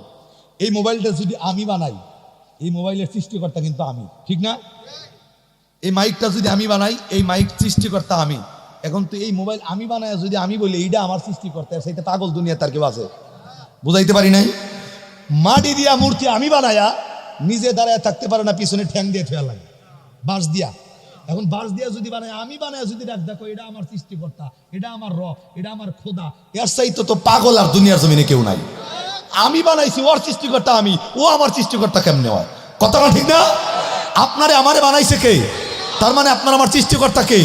আমরা এটা জানি। আর আমি যেটা আবিষ্কার করবো এটার সৃষ্টিকর্তা আমি রে ভাই, ওইটা আমার সৃষ্টিকর্তা হয় কেমনে? যেই মালিকের ইবাদত করে, যারা যার যেই ঠাইকান যেই মূর্তি পূজার ইবাদত করে, একটা মূর্তি খালি বৃষ্টির ভিতরে 10টা মিনিট দাঁড় করে রাখেন, মূর্তির কিছু থাকে নাকি দেখবো? কথা কন নাকি লিগা? ওরা বৃষ্টিতে, আমি দেখছি বৃষ্টিতে যখন নিয়ে যায় দেখবে উপর দিয়ে কাগজ দিয়ে নিতেছে, তার মানে মালিকের অবস্থা খারাপ হয়ে যাবো। কথা কন ঠিক না? এই মাল এই রকম মূর্তি টুর্তির টাইম নাই। কথা কন ঠিক না? এই কাল্পনিক ধর্মতে আমরা বিশ্বাসী নয়। আল্লাহ আমাদের ধর্মের ব্যাপারে বলছেন ইন্না দীনা ইনদাল্লাহিল ইসলাম, মুসলমানের ধর্মই হলো ইসলাম, ধর্ম হলো প্রকৃত ধর্ম। কথা কন ঠিক কিনা? ভাই এই কথা বলতে গেলে আর একটা কথা চলে আসবে, আমি ওইদিকে যাবো না, দিল লাগান। ও রাম রাম কইয়া আগুনের ভিতরে যখন হাত দিব, আস্তে করে আগুনের ভিতরে হাতটা দিব। এখন আল্লাহ তো দেখতেছে বান্দা তোর কপালে কি। আগুন রে আল্লাহ ডাক ডাকায়, দেখিস হাত কল দিতাছে। সুবহানাল্লাহ, হাত কল দিতাছে আগুন, কিচ্ছু তা কইতাম না তারে, তুই খালি দেখিস। ওই খালি আস্তে করে আগুনের ভিতরে হাতটা দিতে দেরি, যেমন মানুষের যে বাগুন ছানা যেমন হয়ে যায় না, বাতে সেদ্ধ দিলে হাত দেওয়ার লগে লগে চামড়া চুমড়া পুইরা খানচুর হয়ে গেছে। সুবহানাল্লাহ, কোনো মধ্যে হাতটা টান দিয়ে বের করছে, যে হাতের হাত নাই, চামড়া চুমড়া পশম টসম সব নাই। আস্তে করে কান্নার চিৎকার চেঁচামেচি শুরু করছে। বন্ধুর ট্রিটমেন্টের ব্যবস্থা করার পর হাসান বসরি আস্তে করে ডাক ডাকায়, বন্ধু মনে আসেনি? কি কইছিলাম না, যদি আমার হাত পড়ে তোমার হাত যদি না পড়ে, তাহলে আমি আমার ধর্ম ছাইরা তোমার ধর্ম পালন করবো। আর তুমি কিন্তু আমার ওয়াদা দিছো, তোমার হাত যদি পড়ে তোমারটা ছাইরা আমারটা পালন করা লাগবে। সুবহানাল্লাহ। কোন হাসান বসরির কলিদার বন্ধু, ও তো তার দিলটা দিয়া ভালোবাসে। ডাক ডাকায়, বন্ধু আমি তো কথা দিছিলাম, যে কথা যদি দিয়ে থাকো, কথা কি পালন করবা না করবা না, ওয়াদা কি রাখবা না রাখবা না, এটা কও। হাসান বসরি এই কথা বলার পরে বন্ধু চোখের পানিটা ছাইরা দিয়া ডাক ডাকায়, বন্ধু একটা উদ্দেশ্যে আমি তোমার কথাটা রাখতে পারি, আমার একটা শর্ত আছে। কি শর্ত? হাসান বসরি ডাক ডাকায়, তুমি যদি কালেমা পড়ো তোমার সব শর্ত আমি নির্দ্বিধায় মানতে রাজি। সুবহানাল্লাহ। কোন এই বন্ধু, আল্লাহর ওলিয়ে কেরাম, সাহাবায়ে কেরাম, তাবেঈন, তারা এই কালেমার জন্য নিজের তাজা জীবনটাকে বিলায় দিয়েছে। কথা কোন ঠিক না? হাসান বসরি সেম কথা, তুমি যদি খালি কালেমাটা পড়ো তোমার সব শর্ত আমি মানতে রাজি আছি। আল্লাহু আকবার কর। হিন্দু লোকটা ডাক দেয়, বন্ধু আমার শর্ত হলো মাত্র এই শর্ত, আমার শুধুমাত্র এই শর্ত, আমি কালেমাটা পড়বো, মুসলমান হব, কিন্তু একটা কথা, আমি যদি তোমার আগে দুনিয়ার থেকে বিদায় হয়ে যাই, তোমার আগে যদি মইরা যাই, আমার ওয়াদা দেওয়া লাগবে, তুমি হাসান বসরি আমার জন্য একটা চিঠি লিখবা, একটা চিঠি লেখা আমারে নিজ হাত দিয়ে আগে ধোয়াইবা, নিজ হাতে কাপড় পরাইবা, নিজ হাতে কবরে নামাইয়া ওই কবরের ভিতরে একটা চিঠি লিখবা, ওই কবরের ভিতরে যেন চিঠিটা থাকে, তোমার মালিকরে বইল যে এটা আমার বন্ধু, আল্লাহ তার হিসাবটা সহজ করে দিয়ে। কোয়েন সুবহানাল্লাহ। আবার কোন হাসান বসরির কথা কি, তুই খালি কালেমা পড়তি, যা বলবি সব মানতে রাজি। সুবহানাল্লাহ। আমার হাসান বসরি রাহমাতুল্লাহি আলাইহি আস্তে করে ডাক ডাকায়, বন্ধু আমি ওয়াদা দিছি, তুমি যদি কালেমা পড়ো আমি ওয়াদা দিলাম আমি তোমার শর্ত মানতে রাজি আছি। বন্ধু রে, আমি ওয়াদা দিলাম তুমি যদি কালেমা পড়ো আর তুমি যদি আমার আগে মারা যাও, আমি তোমারে ধোয়াবো, আমি তোমারে কাপন পরাবো, আমি তোমারে কবরের ভিতরে নামাবো এবং একটা চিঠিও লেখা দিব। আমি আল্লাহরে বলবো, আল্লাহ লোকটা আমার বন্ধু, আল্লাহ এই লোকটার হিসাব তুমি কমাইয়া দিও। আওয়াজ করে জোরে সুবহানাল্লাহ। এ বন্ধু, আস্তে করে এই আমাউল বন্ধু, এই কলিজার বন্ধুত্ব মহাব্বতের কারণে আর এই বন্ধুর কথাটা ফেলতে পারে নাই। আস্তে কইরা এই আমাউল বন্ধুরে আস্তে কইরা হাসান বসরি রাহমাতুল্লাহি আলাইহি পড়াইয়া দিছেন, লা ইলাহা ইল্লাল্লাহু মুহাম্মাদুর রাসূলুল্লাহ সাল্লাল্লাহু আলাইহি ওয়াসাল্লাম। আমার ভাইরা লোকটারে কালেমা পড়ে মুসলমান বানাইয়া দিছে। বন্ধুরে, শুধুমাত্র মুসলমান বানানো ক্ষান্ত নয়, হাসান বসরি রাহমাতুল্লাহি আলাইহি তার এক সপ্তাহ পরে ফজরের নামাজের পরে বসে একদিন কোরআনের কালিমের তেলাওয়াত করতেছে। ফজরের নামাজের পর হাসান বসরি কোরআনুল কারিমের তেলাওয়াত গুলা করে। কে জানো আইসা হাসান বসরির ডাক ডাকায়, বন্ধু এ আল্লাহর ওলি হাসান বসরি ঘরের ভিতরে আছেন নাকি? আল্লাহর ওলি আস্তে করে কোরআনের তেলাওয়াতটা বন্ধ কইরা দিয়া ডাক ডাকায়, কে ডাকে? ওই বাহির থেকে আওয়াজে ডাক ডাকায়, বন্ধু রে, এ আল্লাহর ওলি গত এক সপ্তাহ আগে যে হিন্দু লোকটারে কালেমা পড়ে মুসলমান বানাইছেন, এ বন্ধু আপনি কি খবর জানেন? ওই লোকটা তো দুনিয়ার জমিন থেকে আল্লাহর ডাকে সারা দিয়া বিদায় নিছে। এ বন্ধু, হাসান বসরির কলিজার ভিতরে এমন আঘাত লাইগা গেছে। এ বন্ধু কোরআনটা বন্ধ কইরা দিয়া নিজের বন্ধুর মায়ায় নিজের ঘর থেকে বের হইয়া ওয়াদা পালনের জন্য দৌড় মাইরা দিছে। আমার বন্ধু আমারে জানাইছে, আমার বন্ধু মারা গেলে তার লাশটা আমি নিজে হাত দিয়া ধোয়াবো, আমি নিজে কাফন পরাবো, আমি নিজেই তারে কবরের ভিতরে নামাবো। হাসান বসরি রাহমাতুল্লাহি আলাইহি দৌড়াইয়া চইলা গেছে। এ বন্ধু, ওই হাসান বসরি ওই বাড়ির ভিতরে গিয়া এ বন্ধু লোকটারে নিজে বের কইরা নিজে ধোয়াইছেন, কাপড়টা পরিধান করাইয়া নিজে জানাজার ইমামতিটা কইরা নিজের হাত দিয়া বন্ধুরে কবরের ভিতরে নামাইয়া ওই যে একটা চিঠি আল্লাহর কাছে লেখা দিয়া আমার আল্লাহরে ডাক দেয়া বলছেন, আল্লাহ লোকটা আমার বন্ধু মাত্র এক সপ্তাহ আগে কালেমা পড়ে মুসলমান হইছে। এক সপ্তাহ আগে কালেমা পড়ে মুসলমান হইছে। আল্লাহ আমার বন্ধু হিসাবটা একটু সহজ কইরা দিও। এ বন্ধু মনটার বন্ধুরে কবরের ভিতরে রাইখা হাসান বসরি বাড়িতে আসছে, কিন্তু কলিজার বন্ধুর কারণে আর দিলের ভিতরে শান্তি নাই। এ বন্ধু মনটা কেমন যেন অস্থির অস্থির অস্থির হইয়া গেছে। এশার নামাজটা পড়ার পরে হাসান বসরি রাহমাতুল্লাহি আলাইহি নিজের আপন বিছানার ভিতরে ঘুমাবে, কিন্তু ঘুম নাই। এ বন্ধু আমি জানাইয়া দেই, রাত্রিবেলায় যদি ঘুম না আসে আছে। আমার নবীর বর্ণনা, আমার নবীর উপরে দুরুদের আমল যারা কন্টিনিউ করবে, আমার নবী ডাক দকায় রহমতের ঘুম আল্লাহ তাদের চোখে দিয়া পরিপূর্ণতা দান করবে। হাসান বসরি রহমাতুল্লাহি আলাইহি এ বন্ধু নবীর উপরে দরুদ পড়তে পড়তে পড়তে পড়তে কখন ঘুমাইছে জানে না। এ বন্ধু গভীর রাত্রিতে হঠাৎ করে স্বপ্নে দেখতেছে। আমি আপনাদেরকে বলবো অ্যাটেনশন প্লিজ, একবার সুবহানাল্লাহ বলার জন্য রেডি হন আমার ভাইরা। আস্তে করে হাসান বসরি রহমাতুল্লাহি আলাইহি এ বন্ধু ঘুমের ঘরে স্বপ্ন দেখা ওই বন্ধু কবরের ভিতর থেকে ডাক দিয়ে হাসান বসরি ডাক কয় বন্ধু রে, এই যে আপনার চিঠি, এই চিঠি লাগে নাই, আল্লাহ পাক এমনি আমার জিন্দেগির সব গুনাহ মাফ কইরা দিছে। আর একটু জোরে, বন্ধু আপনার চিঠি লাগে নাই, আল্লাহ আমার জিন্দেগির গুনাহ মাফ কইরা দিছে। এ বন্ধু হাসান বসরি রহমাতুল্লাহি আলাইহি স্বপ্নে দেখার পর সকাল বেলায় বন্ধু ঘুম থেকে জাগনা পাওয়ার পর তাকাইয়া দেখি তার বালিশের পাশে এখনো পর্যন্ত তার হাতের লেখা চিঠিটা ওই জায়গার ভিতরে রাখা। আর একটু জোরে কোন সুবহানাল্লাহ। বন্ধু হাসান বসরি চিঠি দেখা এমন জোরে একটা চিৎকার মাইরা দিয়া আমার আল্লাহর ডাক দেয়, আল্লাহ যেই লোকটা মাত্র এক সপ্তাহ আগে কালেমা পড়া মুসলমান হইয়া গেল, আমি নিজে ধোয়াইছি, আমি নিজে কাপড় পরাইয়া, আমি নিজে জানাজা দিয়া নিজে কবরে নামাইছি, আল্লাহ তুমি তার প্রতি এত খুশি হইয়া যদি লোকটারে মাফ কইরা দাও, আমি হাসান বসরি কি তোমার দরবারে মাপ পাবো নাকি? এ বন্ধু রে, আল্লাহর ওলি হাসান বসরি রহমাতুল্লাহি আলাইহির বন্ধু শুধুমাত্র এক সপ্তাহ আগে কালেমা পড়ে মুসলমান হয়ে যাওয়ার কারণে আল্লাহ ওই বান্দার জিন্দেগির সব গুনাহগুলো আমার আল্লাহ মাফ কইরা দিছে। আর একটু আওয়াজ করে সুবহানাল্লাহ। এ বন্ধু এর জন্য আমার আল্লাহ পবিত্র কোরআনের ভাষায় আপনাকে আমাকেও জানায় দিছে, বান্দা এ বান্দা তুমি কিন্তু হিন্দু নয়, মুসলমান নয়, খ্রিস্টান নয়, যত জাতি আছে আল্লাহ কিন্তু এই জাতির প্রত্যেকটা মানুষের জন্য কোরআনের এই আয়াত।